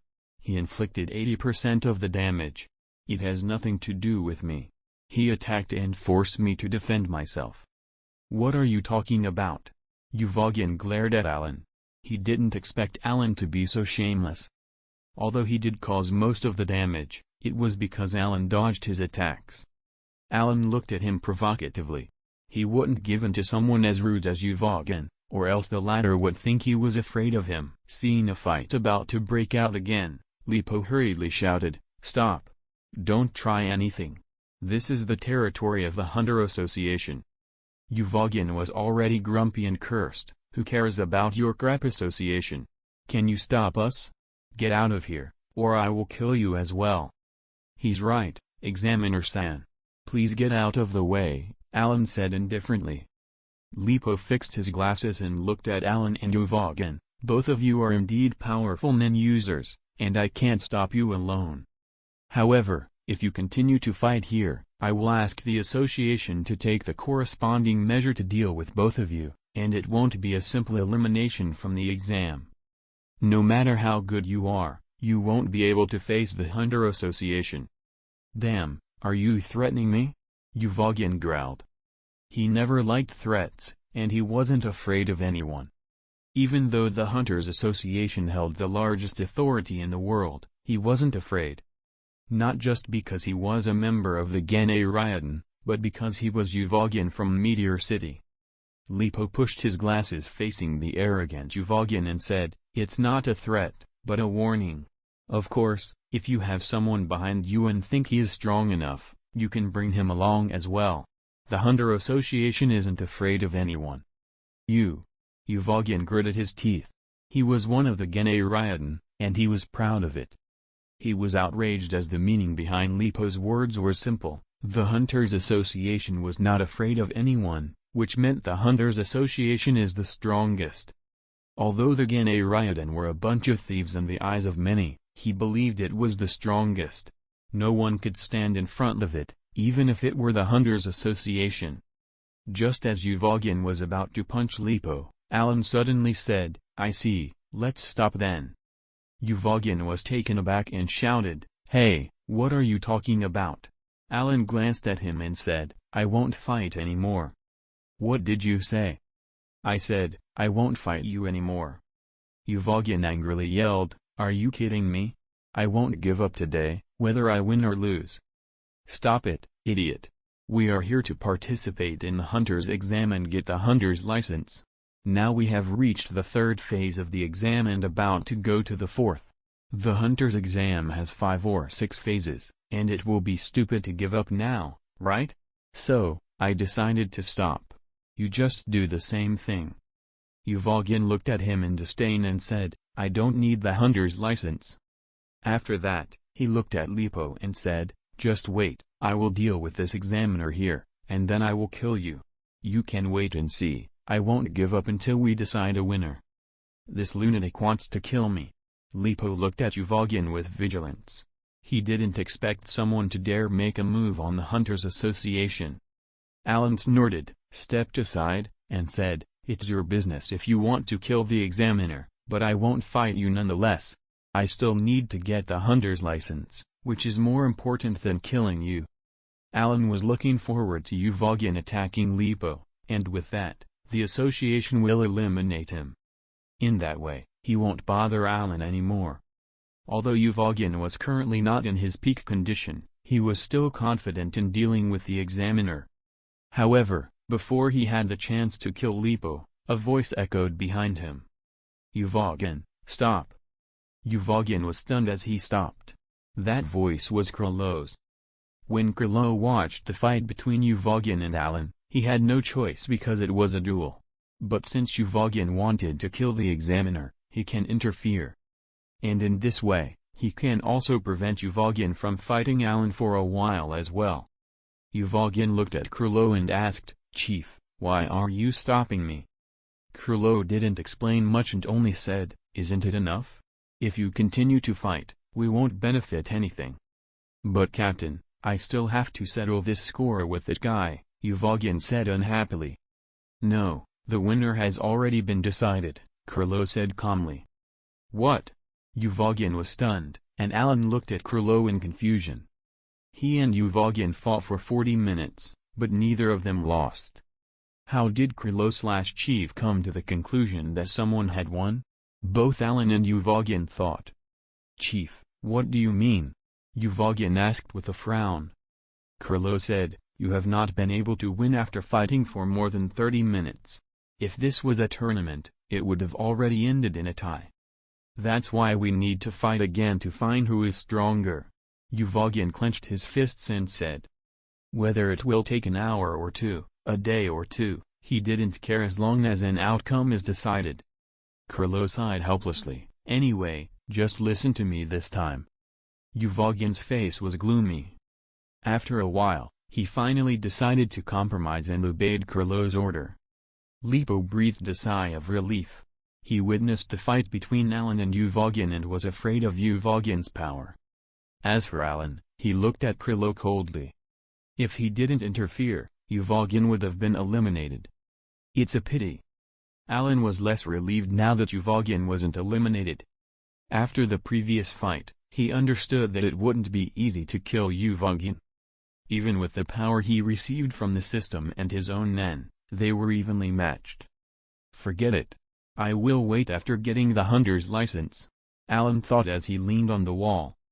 At this time, Uvogin made his way to Allan, startling him, but as he noticed that Uvogin didn't have any intention to fight, he asked, "What are you doing? Do you still want to fight?" Uvogin groaned, "This battle isn't finished. We were stopped before deciding a winner, so let's continue another time." Allan looked at him and said, "Fight till the end." These simple words made Uvogin's fighting spirit ignite again, but he held back as he looked forward to the next duel with Allan. Next time, it will be the last fight between them. There are still 67 hours left before the third phase comes to an end. In other words, they will have to stay here for at least 2 days and a half before they can go to the next phase location. For now, only 7 candidates passed this phase of the exam. They are Hisoka, Illumi, Allan, Bonzu, Pakunoda, Uvogin, and Krollo. Because the fight destroyed the ground floor, they were asked to leave the trick tower and wait outside until the next phase. "Are you all right, Allan?" Bonzu walked over toward Allan with a worried expression. Although she didn't witness the fight, she saw how much destruction it caused and could imagine how fierce it must have been. Allan waved his hand, gesturing that he was all right. "Are you really okay?" This voice made Allan startled as he looked behind only to see Hisoka and Illumi walking side by side toward him. Bonzu couldn't help take a step back, as her sixth sense already marked those two as dangerous, but she was anxious about Allan because Illumi and Hisoka's eyes are fixed on Allan. Allan frowned and said, "What are you doing here?" Hisoka's eyes narrowed as he said, "I just came here to see you, nothing else." Illumi said, "Awesome. You're really strong." Allan didn't want to pay too much attention to these two, and after a few words, he took Bonzu to the forest to hunt some food. After the fierce battle with Uvogin, he was really exhausted and needed to replenish his energy urgently. The fastest way to do so is to eat meat. And probably because this was the association's territory, the forest was rich with wildlife. Of course, while hunting, Allan didn't forget to keep an eye on his surroundings. After all, he couldn't guarantee that no one will take advantage of his current weakness and deal with him. Fortunately, no one attacked him. After a fulfilling meal, he transformed all of the meat he ate into nen to quickly regain his strength. At this moment, Bonzu said, "Someone is coming over here." She released her bees to scout the surroundings and notice anyone approaching them. The bees she released are named sentry bees, a special breed used for guarding. Allan was puzzled right now. If she had some bees like this, why didn't she release them in the show when she worked in the NGL expedition team? But it wasn't time to think about this now. Since she noticed someone approaching, he took a look to see who it was. Allan was stunned. The one who came was Krollo. He immediately became vigilant. He is very familiar with the show and knew that Krollo could steal nen ability, but he didn't know the conditions. He needed to be careful. Compared to Uvogin, who is simple-minded, Krollo was very difficult to deal with. But, once he noticed that Krollo came alone, he felt relieved. Neither Pakunoda nor Uvogin accompanied him, which means, Krollo wasn't here to cause trouble. After making Bonzu retreat temporarily, Allan asked, "Okay, can you tell me what you want? Then, I will directly say it. You know who we are, right?" Allan didn't answer directly. He didn't expect Krollo to ask this, but he nodded in the end, "That's right." Sure enough. Krollo wasn't surprised when he heard this. Allan was abnormal when he saw Krollo on the ship, which made Krollo suspect that he knew their identities. "Have you seen us before?" "No." "How did you recognize us?" "Secret." "Well, besides confirming my guess, I have something else to ask you." "What is it?" Allan already guessed what Krollo wanted, but he still asked. Krollo thought for a bit before he said, "You're strong.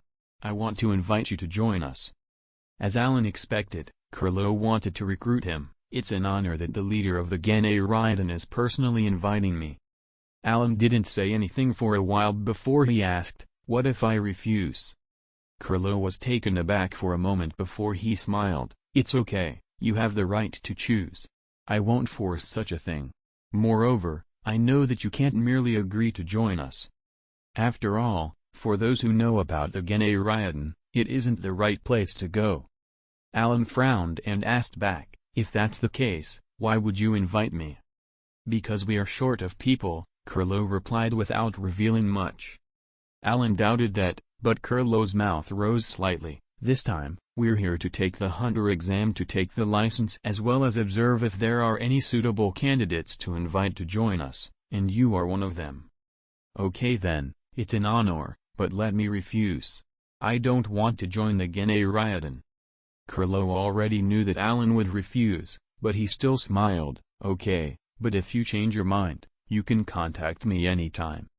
After saying this, Kurlo took out his card from his coat, handed it to Allan, and said, "That card has my contact information. You are welcome to call me anytime."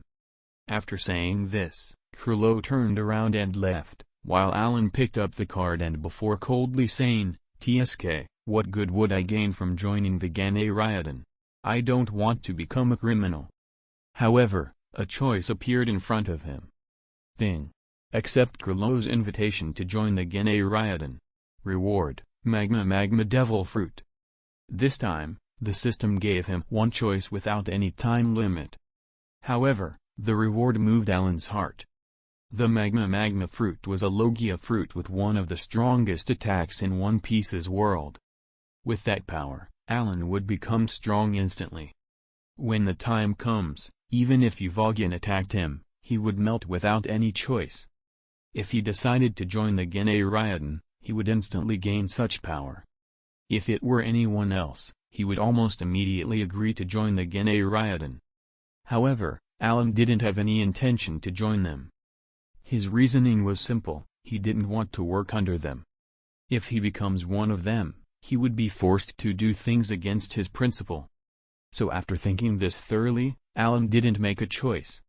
The Magma Fruit was good, but Allan preferred Aokiji's Ice Fruit and Kizaru's Light Fruit in terms of preference. The Ice Fruit was compatible with his Nen, and it will significantly enhance his power. As for Light Fruit, he would be able to reach light speed. Even Netaro's 100 type Guanyin Bodhisattva wouldn't be able to touch him. Other than those, he also liked Kuma's Pawpaw Fruit. If the reward given by the system were those fruits, he might have joined the Gane Raiden. Unfortunately, the reward wasn't any of these fruits. Of course, even if Allan didn't want to join the Gane Raiden now, it didn't mean he can't change his mind in the future. Time flew by as the 67 hours of the third phase of the exam passed. Candidates reached the Trick Tower's ground floor one after the other. However, Allan didn't see Killua or Gon. This made him puzzled. Could the test be so complicated that even with Gon and Killua's power, they couldn't pass? Or did they encounter someone they couldn't deal with? Even Hisoka and Illumi were worried. If Gon was really eliminated like this, it would be a shame. Hisoka's joy was discovering interesting youths in the exam and watch them grow stronger. As for Illumi, he was concerned about Killua. If his little brother failed the test, he wouldn't have any reason to continue participating in this exam. Fortunately, 1 minute before the 72 hours come to an end, Gon and Killua got out of the tower. At the same time, Leorio, Kurapika, Hanzo and Pakul got out as well. The 6 of them were in the same group. Because they were 6 people, conflicts were inevitable between them, which wasted time. Otherwise, with Gon and Killua's abilities, they would have passed in the first 10 hours. After this test, Gon got acquainted with Kurapika and the others, and they became friends. Allan felt a little bit interested now. Because, in the end, Gon and Kurapika became friends in the Hunter exam.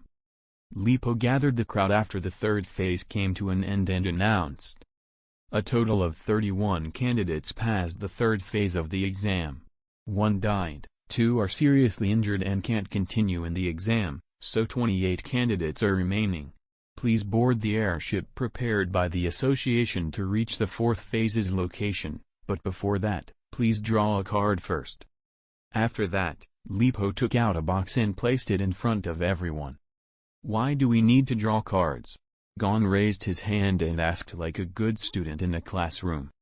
Lipo paused then said, well, who can guess?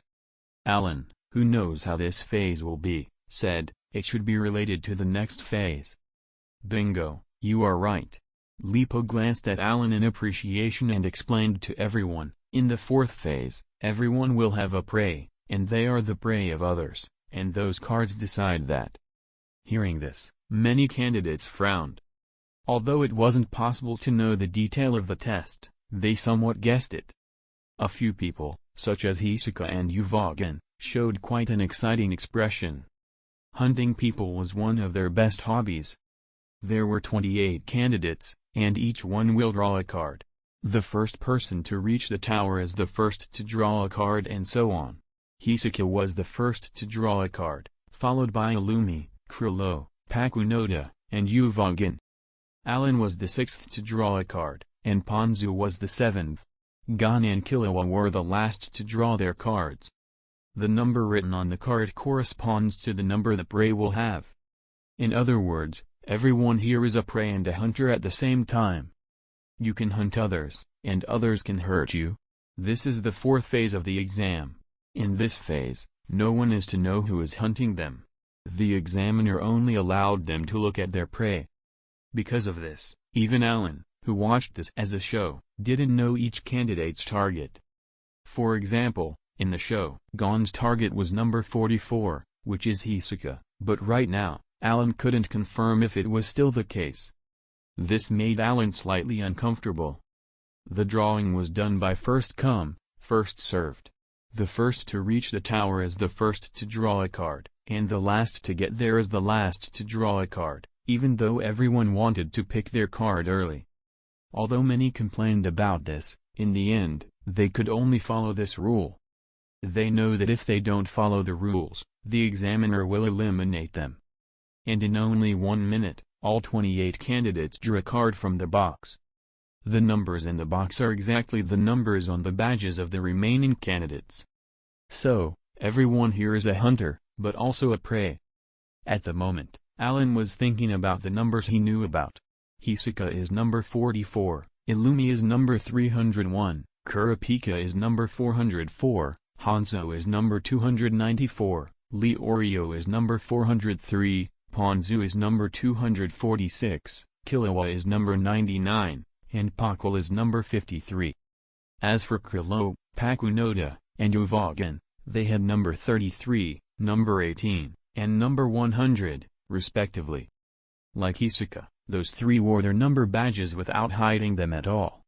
For them, it doesn't matter who tried because no one can take them away.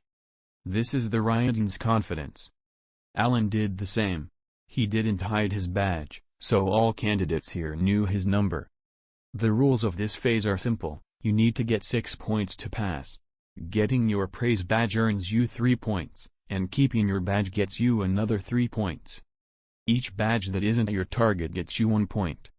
If someone couldn't get his target's badge, he needs 3 badges from other people to pass. Anyone who didn't have 6 points by the end of the time limit has failed to pass. After getting their number, Allan and the other 27 candidates boarded the airship prepared by the association toward the next destination. They reached an isolated island after 3 hours. This phase is conducted on this island.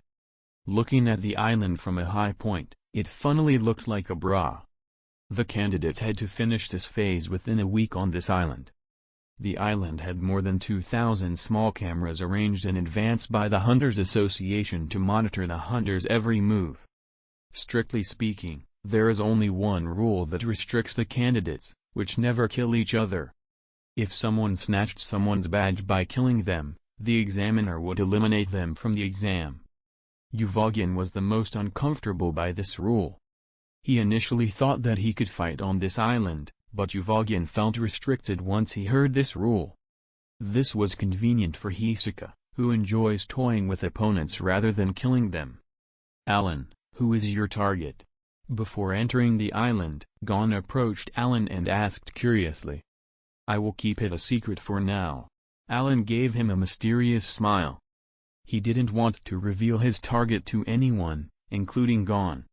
Hearing this, Gon couldn't help being curious about this, but since Allan said he wanted to keep it a secret, he didn't ask again. However, he muttered, I won't reveal it either then. Maybe we are each other's target. Allan smiled. Gon froze before he scratched the back of his head and said, I don't know if I'm your target, but I can assure you that you're not mine. Allan raised his brows, really? Yeah, of course. Gon nodded and pointed at Allan's badge. Allan, you're number 123. This isn't the number I drew from the box. Well, then I will tell you that you're not my target as either. Gon was relieved. Great, when I saw you smiling at me, I thought that I'm your target. So, Gon, if you were my target, what would you do? Would you hand your badge directly? Or would fight till the end? Looking at Allan's expression, Gon thought for a while. Well, I would fight till the end, even if it's you, Allan. I won't give up easily. I knew you'd say that. Allan smiled. He knew Gon's character well and knew how stubborn he could be. Allan's tone changed as he said gravely, Gon, I want to ask you something. What is it? Gon wondered. Is your target number 44? Allan asked seriously. Gon was about to answer, but Killua walked up with his hands in his pockets and said, What, Gon, is your target number 44? What bad luck, number 44 is Hisoka. Seeing Killua's expression, Gon shook his head and said, No, my target isn't number 44. Really? Allan was a little suspicious. Killua whistled, If it's not number 44, then it won't be a problem. If it were, it would be troublesome. Gon confirmed, It's really not Hisoka, so don't worry. Hearing this, Allan nodded and didn't say anything else. He knew that initially, Gon's target was Hisoka. However, even with that, he managed to grab Hisoka's badge. But this time, his target isn't Hisoka, but it will be unknown whether he can get his target's badge or not. By the way, who is your target, Killua? Gon asked. I will temporarily keep that a secret. Killua smiled. Allan was speechless. Those two learned too fast. He suddenly regretted not sharing his target with them because now, he was curious about it. But he didn't ask nonetheless. By the way, Allan, do you want to go together in this exam? Gon asked. Allan shook his head, No, let's go separately. After all, it would be meaningless if we teamed up in this exam. Well, I think so as well. Killua nodded as he agreed with Allan.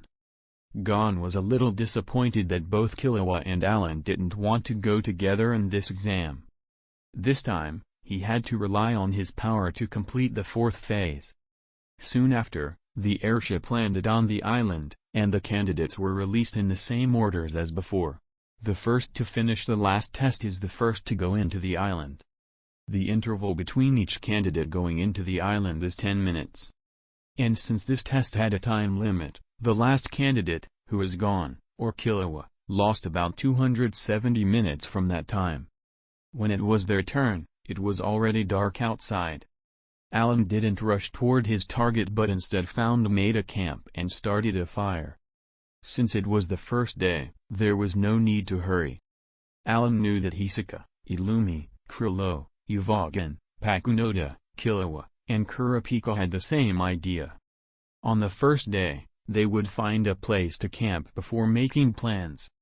After all, this phase time limit is a whole week, which was more than enough to get to their targets. On the first day, all candidates spent their night peacefully. Allan healed himself the entire night. He wasn't in a perfect state currently, but he recovered all of his energy. After washing himself by a lake, Allan started making plans. His target is number 18. That badge belonged to Pakunoda. Although she wasn't a strong fighter, Pakunoda was smart. Allan knew that in a one-on-one confrontation, he would be able to snatch her badge, but he wasn't 100% sure because nothing is certain in this world. He was indeed superior in combat power, but she was too smart, and he can't deal with her quickly. Pakunoda most likely won't act alone. She will be with Kurlo and Uvogin. He wasn't about that because this phase of the exam is different from previous ones, but if she was alone, he could successfully snatch her badge. If she weren't alone, it would be tough to finish this test. Even with all of his power, he wouldn't be able to sneak in and snatch Pakunoda's badge, which means he had to deal with Kurlo and Uvogin as well. If she wasn't alone, Allan had to find another way. Suddenly, the system's notification echoed in his head. 1. Snatch target's badge within the time limit. Reward, increased Nen quantity by 2000 point. 2. Take 5 points in 1 week. Reward, Senzu Beans X1. Allan's eyes lit up. The first option was his goal. Even without the reward, he will still try it. Therefore, he decided on the second option. Since he would get Pakunoda's badge, that's 3 points, and he would need 2 more badges. Although it was difficult, the reward was satisfactory. A Senzu Bean is a magical bean from Dragon Ball. Anyone who takes a Senzu Bean can go for 10 days without eating, and if you're exhausted and injured, it will heal you almost instantly. As Allan was planning his strategy, other candidates were also making their moves. Gon leaned against a tree as he thought about how to proceed. At this moment, Gon was frowning. Hisoka wasn't his target, which was indeed fortunate. Instead, it was Uvogin. My target is that big guy who is constantly fighting with Allan. I don't think I can win at all. I'm really unlucky, Gon sighed. Although he never fought Uvogin, he knew that the latter was a master nen user. He is too strong. I can't fight him head-on, otherwise, it would be impossible for me to snatch his badge. Gon thought. He tried to think of a way to fight Uvogin in his head, but Uvogin would just slam him down each time. In other words, he had no chance in fighting Uvogin head-on. But, even knowing how strong his target was, Gon didn't think even once about giving up. I can't just give up because he is strong. Staying here is also not an option. I should get going and make a plan. Gon jumped down from the tree and started moving. He needed to move fast, find his target within a week, and snatch his badge, or else he won't pass. In another part of the forest, Uvogin and Krilo met. Chief, who is your target? As soon as they met, Uvogin casually asked. Krilo smiled. It's number 246, the girl named Ponzu. Ponzu? Girl. Uvogin was dumbfounded and shook his head. I don't seem to remember her. It's the girl who stayed with Allan in the trick tower. Oh, that girl. Uvogin remembered her and said playfully, Chief, will you be able to do it? She is cute. Maybe it's not convenient for you. I can help you deal with this if you want. Krilo shook his head. No, I will do it myself. Uvogin, who is your target? Krilo asked. Uvogin replied, it's number 404. Do you know who it is, Chief? Number 404? Krilo frowned. Uvogin saw the frown and curiously asked, what's the matter, Chief? Krilo replied, Uvogin, number 404 isn't an ordinary guy. Uvogin was taken aback, who is it? It's not Hisoka, is it? Krilo shook his head, Hisoka is number 44. So, is it Illumi's Oldic? Illumi is number 301. No, is it Allan? Krilo shook his head, a wrong answer again, Allan is number 123. Uvogin didn't find any other candidate to make Krilo, Chief, who is number 404. Krilo thought for a bit then said, Uvogin, number 404 is the blonde guy, do you remember him? Uvogin thought for a bit before he said, the blonde guy, I remember his name is Kura something. Krilo nodded, yes, that's him. His companions seemed to call him Kurapika. Uvogin gave Krilo a thumb up and said, Chief, you really know everyone. I barely remember a few. Krilo said, Uvogin, there is one more thing I think you should know. What's the matter? Uvogin asked, a little confused. You may not recognize that guy, but he seems to be a survivor of the Kurta clan. Kurta clan? Uvogin frowned as he tried remembering them. Did you remember? It's the clan with the scarlet eyes. Hearing this, Uvogin shouted as he remembered them. Really? Is that guy one of the red-eyed people? They were wiped by us a few years ago, right? Kurlo thought for a bit and said, although I am not sure if he is one of them, he is wearing the iconic clothes of the Kurta clan. Maybe he was away when we attacked the clan and escaped afterward. After listening to Kurlo, Uvogin grinned with excitement. Chief, that mission wasn't easy. Those guys from the Kurta clan were quite strong. Kurlo nodded, yes, once they get angry, their eyes turn scarlet red like a beautiful fire, and their power increase very much. They were impressive. Uvogin said, but, Chief, you sold those beautiful eyes in the end, right? Because once I obtained them, they weren't as exciting as before. We humans are such creatures, we covet what isn't in our hands, but once we obtain it, we lose interest. Kurlo said calmly. Although he felt sorry for killing all of the Kurta clan, he didn't repent or care at all now. It was as if his past self committed those crimes, and it had nothing to do with the current him. Uvogin was the same. He once got interested in women, doing different things with them, but after a while, he found out that fighting is more interesting. Still, Uvogin showed a slight interest in the Kurta clan's survivor. Chief, when did you know that number 404 is a survivor of the Kurta clan? Kurlo replied truthfully, when I saw him in the first phase of the exam.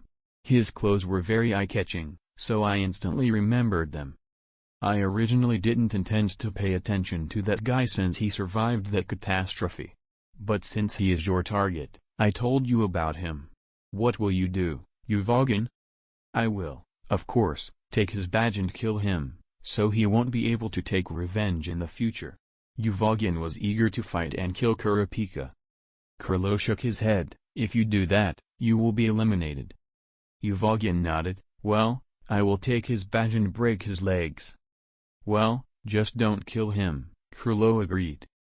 Uvogin grinned, Chief, if I let him know that we are the one who killed his clan, what would be his reaction? He will get angry, and his eyes will turn red in an instant. It's not hard to imagine how angry Kurapika would get if Uvogin told him. Login grinned evilly and said, that's exciting. Chief, do I let him know? No, you can't do that. Kurlo denied his request. Why? Uvogin was puzzled. Kurlo explained, Uvogin, you are only doing this for your pleasure.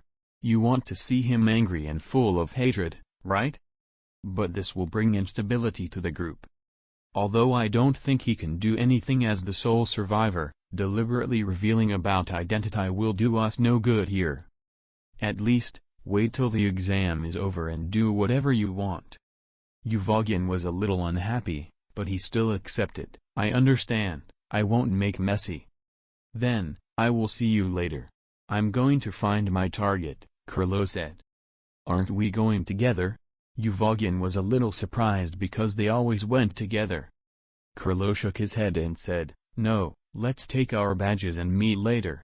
Also, if you come across Pakunoda, bring her along. We can't communicate on the island, so I don't know where she is, but she should be going after her target. By the way, Chief, who is Pakunoda's target? Uvogin asked curiously. She told me it was number 99. Who is that? The silver-haired kid with the little hedgehog named Gon who is with Allan. His name is Killua. Oh, it's that kid. He doesn't seem ordinary, but Pakunoda should be able to handle him. Well, don't underestimate her, Kurlo said. Then, I'll go now, Chief. I will deal with number 404 first. His name is Kurapika, right? I think it is. Okay, then I'm leaving. See you later. Uvogin directly jumped on a tall tree and roared like a beast, number 404, wait for me. On the north side of the island, Kurapika, who was walking through the wood, suddenly stopped. He was sure that no one was following him, but he had an uneasy feeling in his heart for some reason. He also heard something from the other side, but he couldn't understand what was said because of the dense trees. He didn't think much about it and continued his plan. Although this exam's time limit is a week, it wasn't easy to find his target. His target was number 44, the magician, Hisaka. Although Kurapika didn't speak with Hisaka before, he observed him closely, and his intuition told him that Hisaka was dangerous. If possible, Kurapika didn't want to find trouble with him. But there is no way now. He needs to take that number 44 badge. If he give up on getting Hisaka's badge, he would have to take 3 other badges, which was difficult.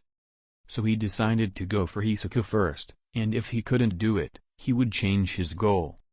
I need to find Hisaka's location, then make a plan and be careful of anyone going after me, Kurapika muttered. In the west of the island, Hisaka was leaning against a tree and enjoying the breeze. Hisaka yawned with a lazy expression. Several butterflies flew round his shoulder. His wound was quite deep, but Hisaka didn't care much about it. He can handle it casually. He used his texture surprise, flimsy lies, to cover his injury.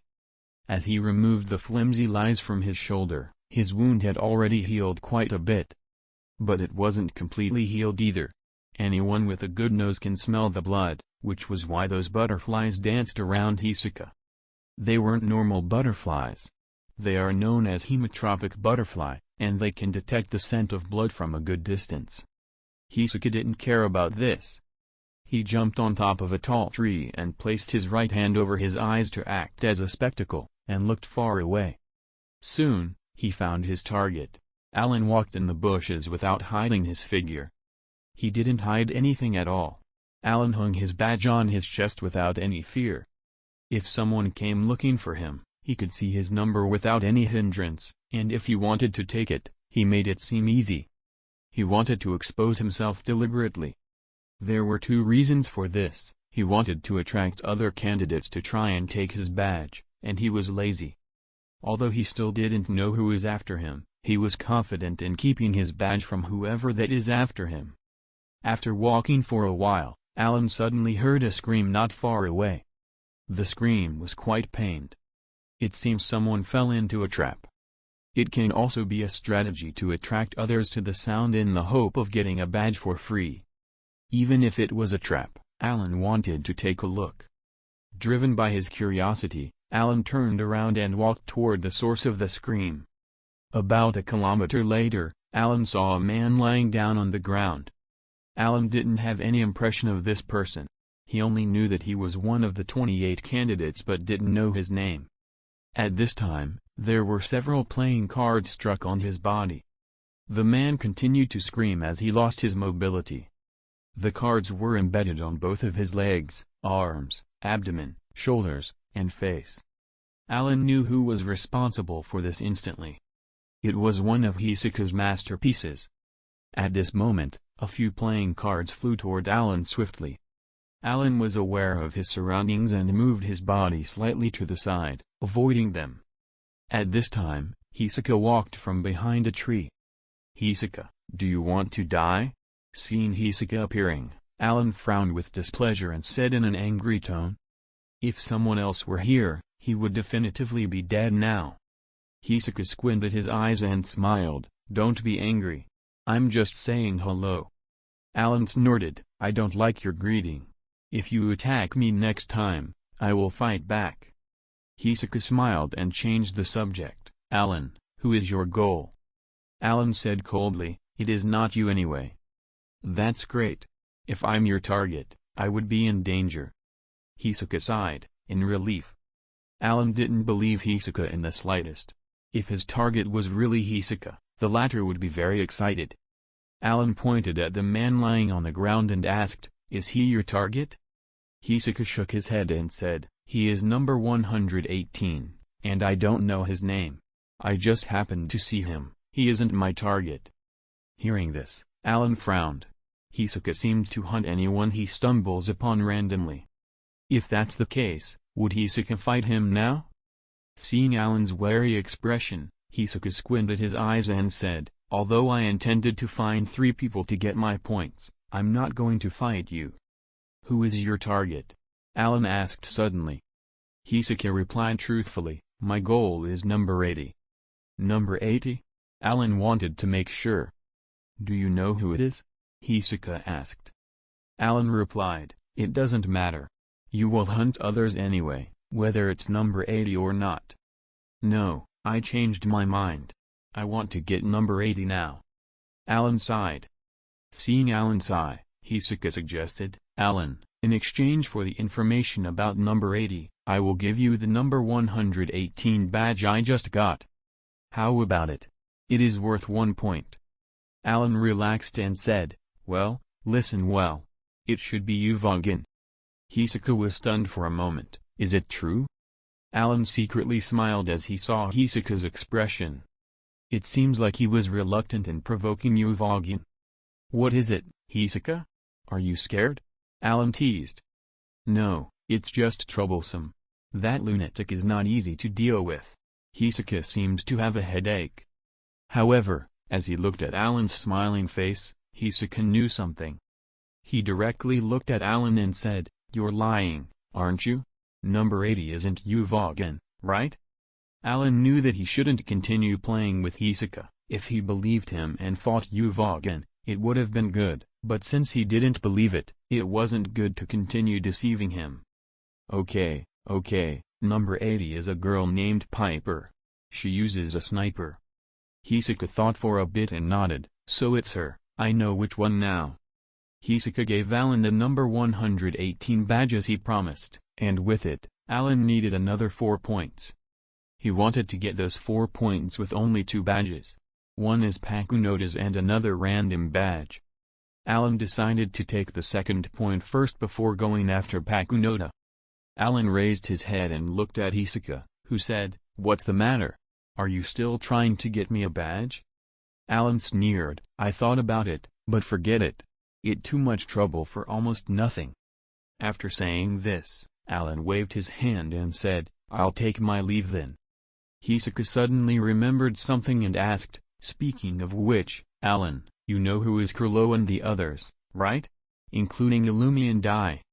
Allan nodded, yes, I know many things about everyone, including the fact that you're a fake spider. As he said this, Allan directly left using flash steps without waiting for Hisoka to reply. He didn't want to be questioned by Hisoka after all. Seeing Allan leave, Hisoka narrowed his eyes. He even knows that I'm a fake member of the Ryodan, so most likely, he knows that I joined them to fight Kurlo. Who is this guy? How does he know so many secrets? This is really making me curious. No one knows about that except for Illumi. Did he tell Allan? No, I don't think so. Illumi isn't someone with a big mouth. So who told Allan? Thinking about this, Hisoka suddenly thought of something else. If Allan tells Kurlo, what will Kurlo do? I look forward to it. But I will be in trouble. Maybe he would kick me out of the Ryodan and then hunt me down himself. Hisoka felt so excited that he couldn't hold his killing intent down. No, I was provoked by Allan and couldn't tone down my killing intent. I must kill someone quickly. As he said this, Hisoka looked at the cameras in the bushes that would supervise all candidates in this exams phase.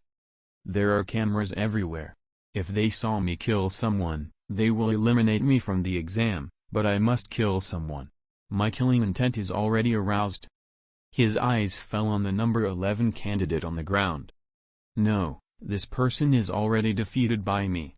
Even if I kill him, it won't quell my killing intent. I must find another target. With his killing intent shrouding him, Hisoka started walking with a scary face. If he finds anyone right now, he will kill him no matter what, or else his killing intent won't calm down. On the other hand, Allan suddenly felt the killing intent. This killing intent, is it Hisoka's? Did he release this much killing intent because I knew he was a fake spider, which provoked his killing intent? Allan thought. To be safe, Allan wanted to make sure. He took a closer look at Hisoka's killing intent and found out that it looked kind of evil, as if demons were dancing around Hisoka. Then he realized that Hisoka wasn't going toward him, instead, he was moving away. While Allan was confirming his guess, an arrow was released at him from behind a tree 30 meters away. Allan's figure disappeared, and the arrow struck a tree in the distance. Allan reappeared beside the arrow and took it in his hand. It was a 30 centimeters long arrow, with an elastic head, which lacked penetrative powers. Such an arrow can't kill anyone, but the arrowhead must be dipped in anesthetic, which will numb and incapacitate the target. Allan thought for a moment and knew who targeted him. There is only one person amongst the 27 candidates who uses a bow. It was candidate number 53, Pakal. Pakal hid behind a tree and didn't dare stick his head out. When someone concentrates on something, they won't detect the danger coming from other things. Therefore, Pakal picked the time when Allan was concentrating on Hisaka's killing intent to attack. However, he didn't expect Allan to dodge it easily. It's almost as if he had eyes on the back of his head. Pakal's chest was rising and falling violently, and it wasn't because he was exhausted, but because he failed his sneak attack and was anxious. Since he can dodge the arrow from behind, my location is probably known to him now, right? Pakal took a deep breath as he calmed his breathing and prepared to leave without making a sound. But as he moved, Allan jumped suddenly behind him and said, "Found you, sneaky little mouse." "What?" Pakal immediately took out an arrow reflexively and placed it on his bow, aiming at the voice source. Allan stood still staring at Pakal.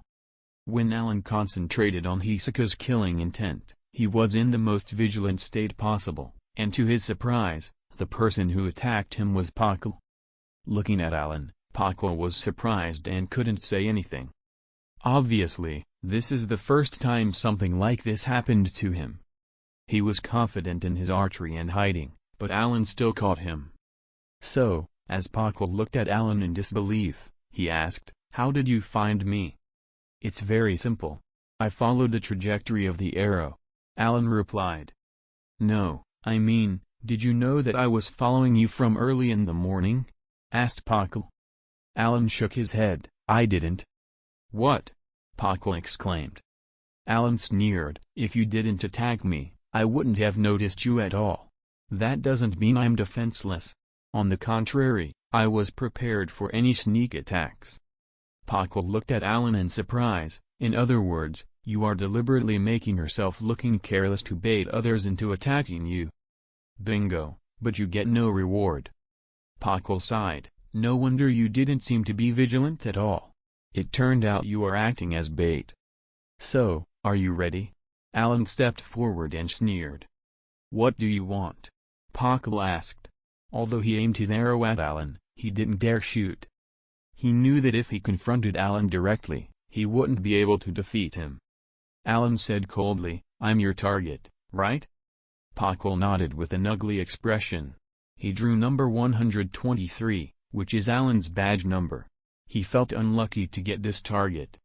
Since he failed his sneak attack, he couldn't do anything at all to Allan. Allan pointed at his badge and said, "Now, my badge is right here. Come and get it if you have the skill to do so." Pakal hesitated as he looked at Allan's badge in front of him. However, he realized that it's impossible. If he stretched his hand and take it, his hand would most likely fall down into the ground, right? Although Allan didn't have any sharp weapon, Pakal still had this hunch and felt danger stronger than ever before. Pakal hesitated before he raised his hands and said, "I surrender." "Very well, you got your life back," Allan said. If Pakal dared to take a step forward and grab his badge, Allan would have slashed this stupid guy. Fortunately for him, Pakal was aware of the danger here, and after hearing Allan's words, he became even more frightened. He squeezed a bitter smile and said, "Allan, I will give you the badge, and this is over, okay?" Allan sneered, "Of course I will take the badge, but you sneak attacked me. I can't let that go, now can I?" Pakal was shocked. "Then, what do you want? Do you want to kill me? I did attack you before, but I didn't want to kill you. The arrow was covered in anesthesia. My purpose was to numb you and take your badge. I definitively didn't have any intention to kill you." Allan puckered his ear with his little finger and said, "Don't be nervous. I, of course, know that. Otherwise, do you think you will be standing now if you attacked to kill me?" At his current level, Allan can feel the killing intent easily, and he can also know whether the attacker wanted to kill him or not. Pakal didn't lie. The arrow he shot was aimed to incapacitate him and not kill, and because of this, he didn't want to hurt Pakal. However, it is a fact that Pakal still attacked him. Breathing a sigh of relief, Pakal asked, "Since you won't kill me, can you let me go? I have a simple task for you. Find someone for me, and I will let you go," Allan said. Pakal's ears perked as he asked, "Who is it?" "Number 18, the woman named Pakunoda," Allan replied. Pakal thought for a bit before he said, "Number 18? Is it that blonde woman with a hooked nose and revealing clothes?" "That's her." Allan nodded. Pakal was revealing, knowing that number 18 was Allan's target.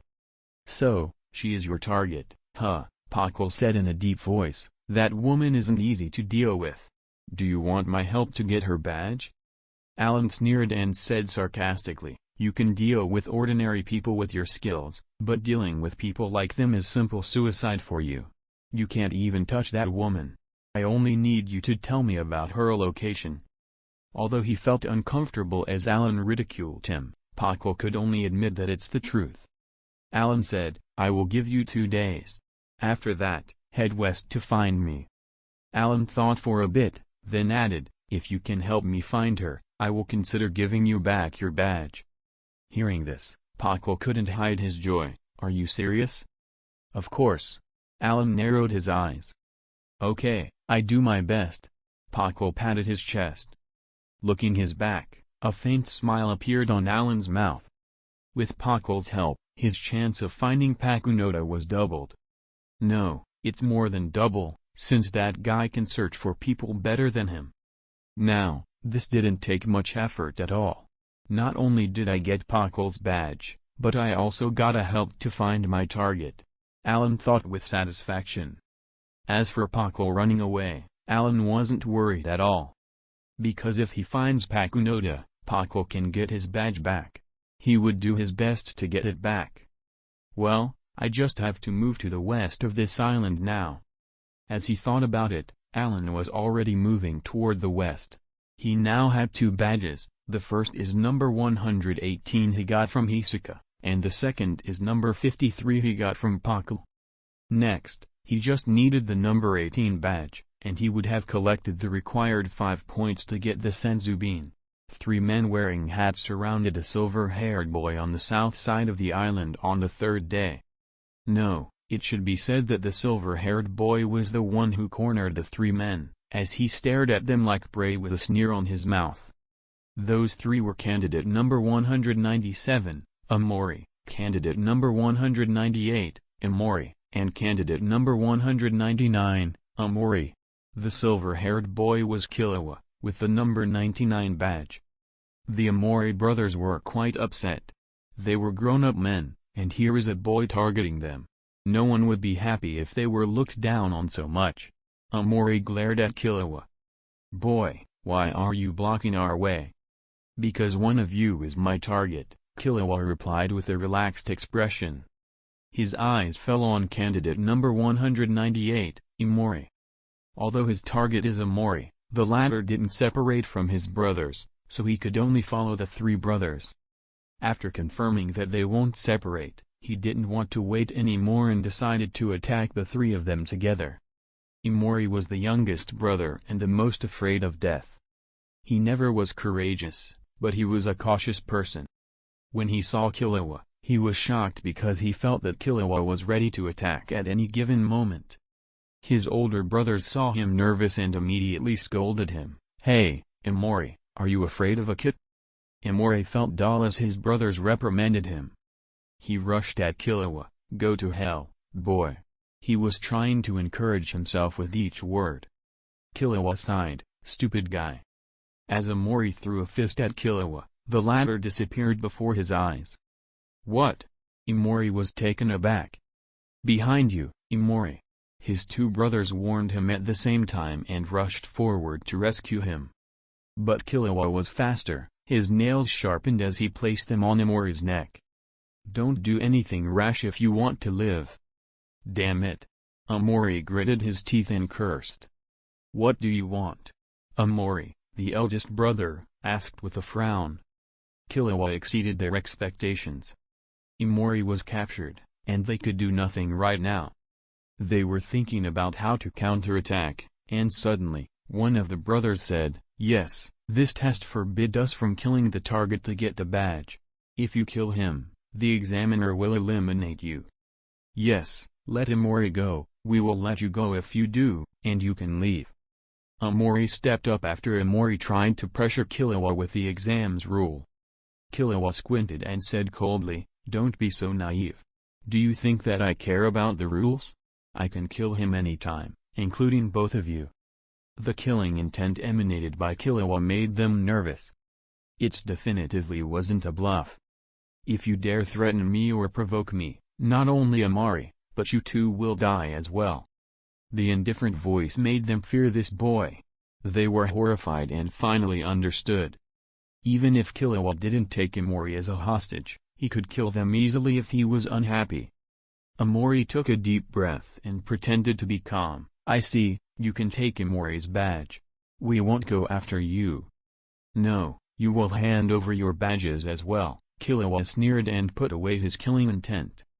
Although his goal was only Amori's badge, he didn't want to let go of Amori and Amori as they annoyed him. Both brothers looked upset when they heard Killua's words, but their lives were more important than the hunter exam. If they don't hand over the badges, their brother will die, and they would follow right after. Therefore, they threw their badges without hesitation toward Killua. Bye. After getting the badges, Killua disappeared.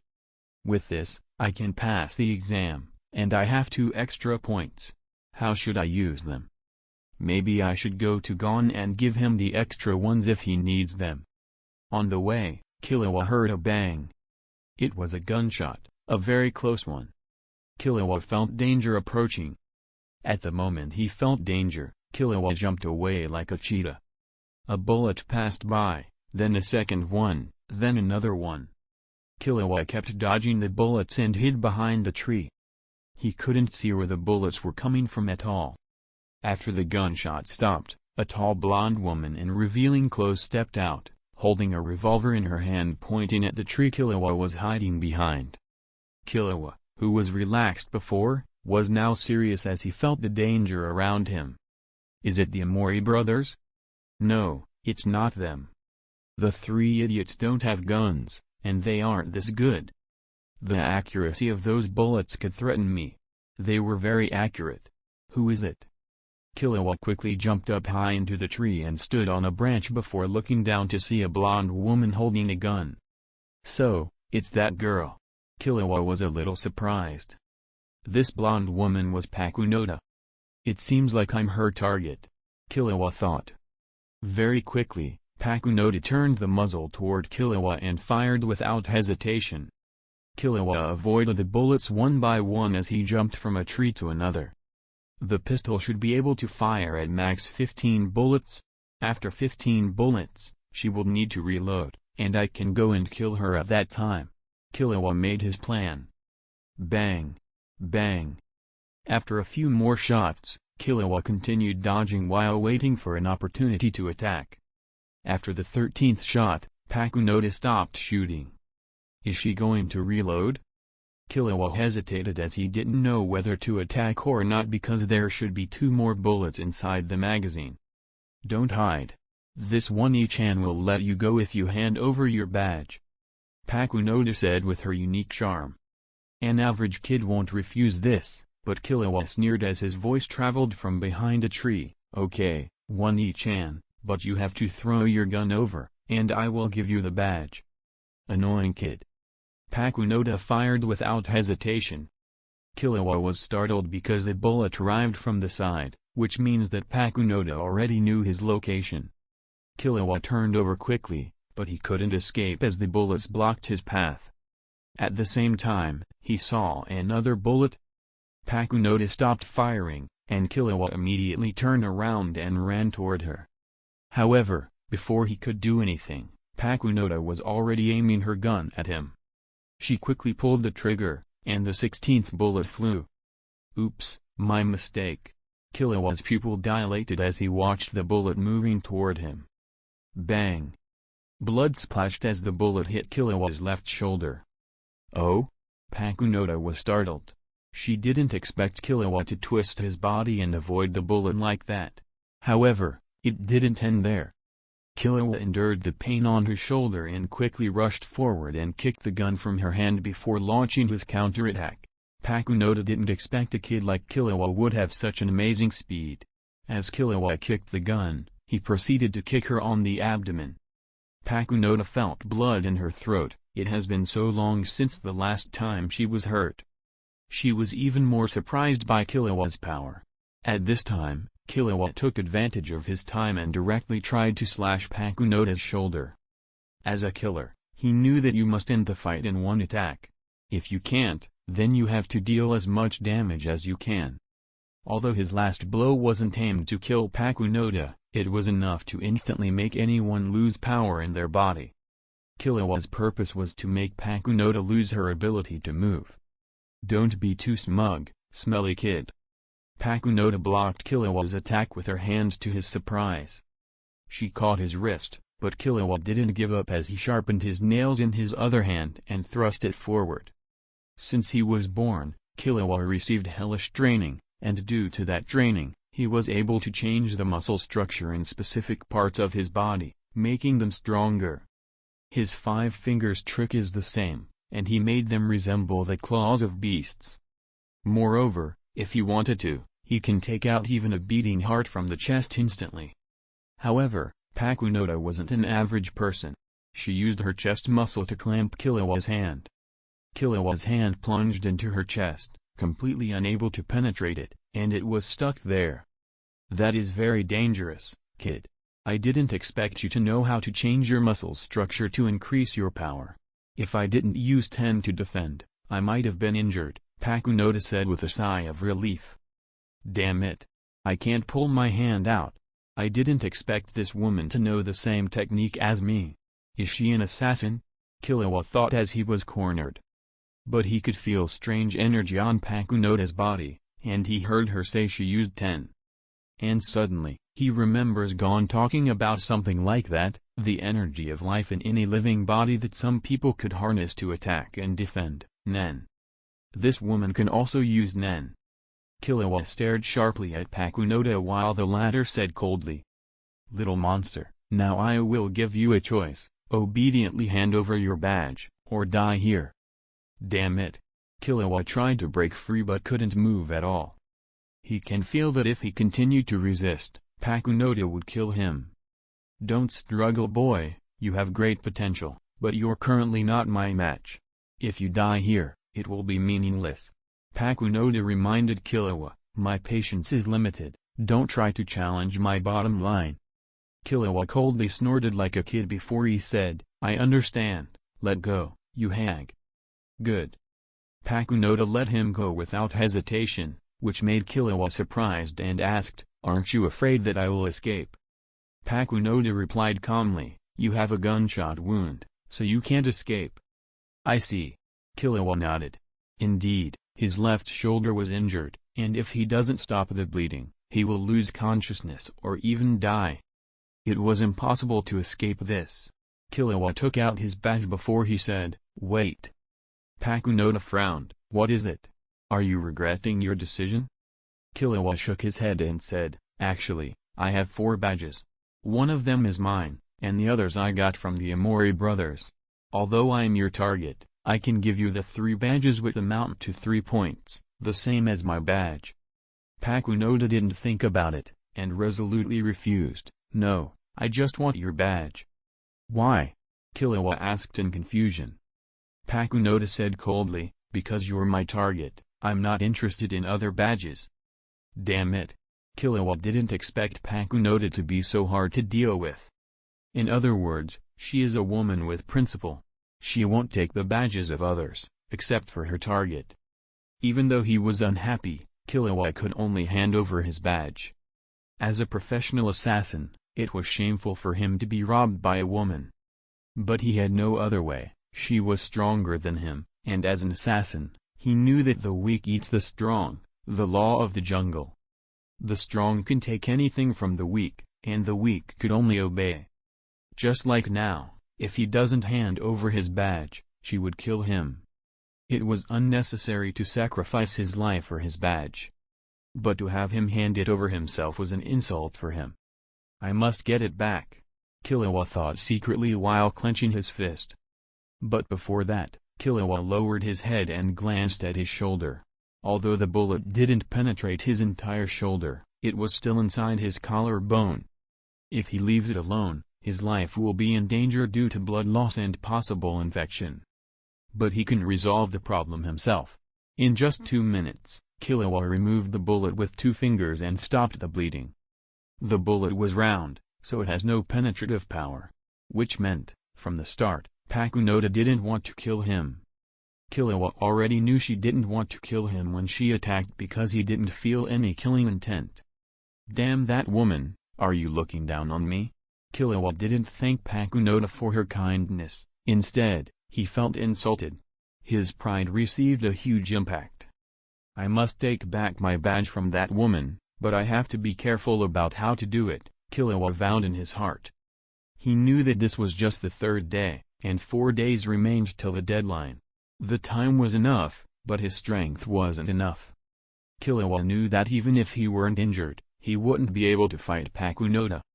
Although he didn't lack combat experience, he was far behind in terms of power. The most severe disadvantage is that he didn't train in Nen. And now, he had a gun wound on his shoulder. Although he removed the bullet and stopped the bleeding, he can't use too much power, which will affect his recovery. So, he can't rely on himself to get back the badge. Well, who is the one hunting Pakunoda? If I find him, maybe I can cooperate with him and get back my badge. But there is a problem, he still didn't know who is targeting her, and it won't be easy to find him. Another point is, does the one hunting her have more power than Pakunoda? The ones who are stronger than she is, are Hisoka, Jitarakar, who is always with Hisoka, and the other 2 partners of this woman, and of course, Allan. Assuming that one of them targets Pakunoda, the only one who will cooperate with me is Allan. It's obviously impossible for her partners to cooperate, and Hisoka and Jitarakar are difficult to deal with as well. So, the only one left is Allan. But I've got no idea if Allan was hunting Pakunoda or not. Killua could only follow Pakunoda, as it was useless to find Allan if he wasn't targeting her. Pakunoda was thinking about meeting with Kurlo and Uvogin while Killua followed her without her knowing. The communication on this island is blocked, and there is no way to contact anyone, and it wasn't easy to find them. With Uvogin and the chief's power, it isn't difficult to get their target's badge. They may have already returned to the starting point.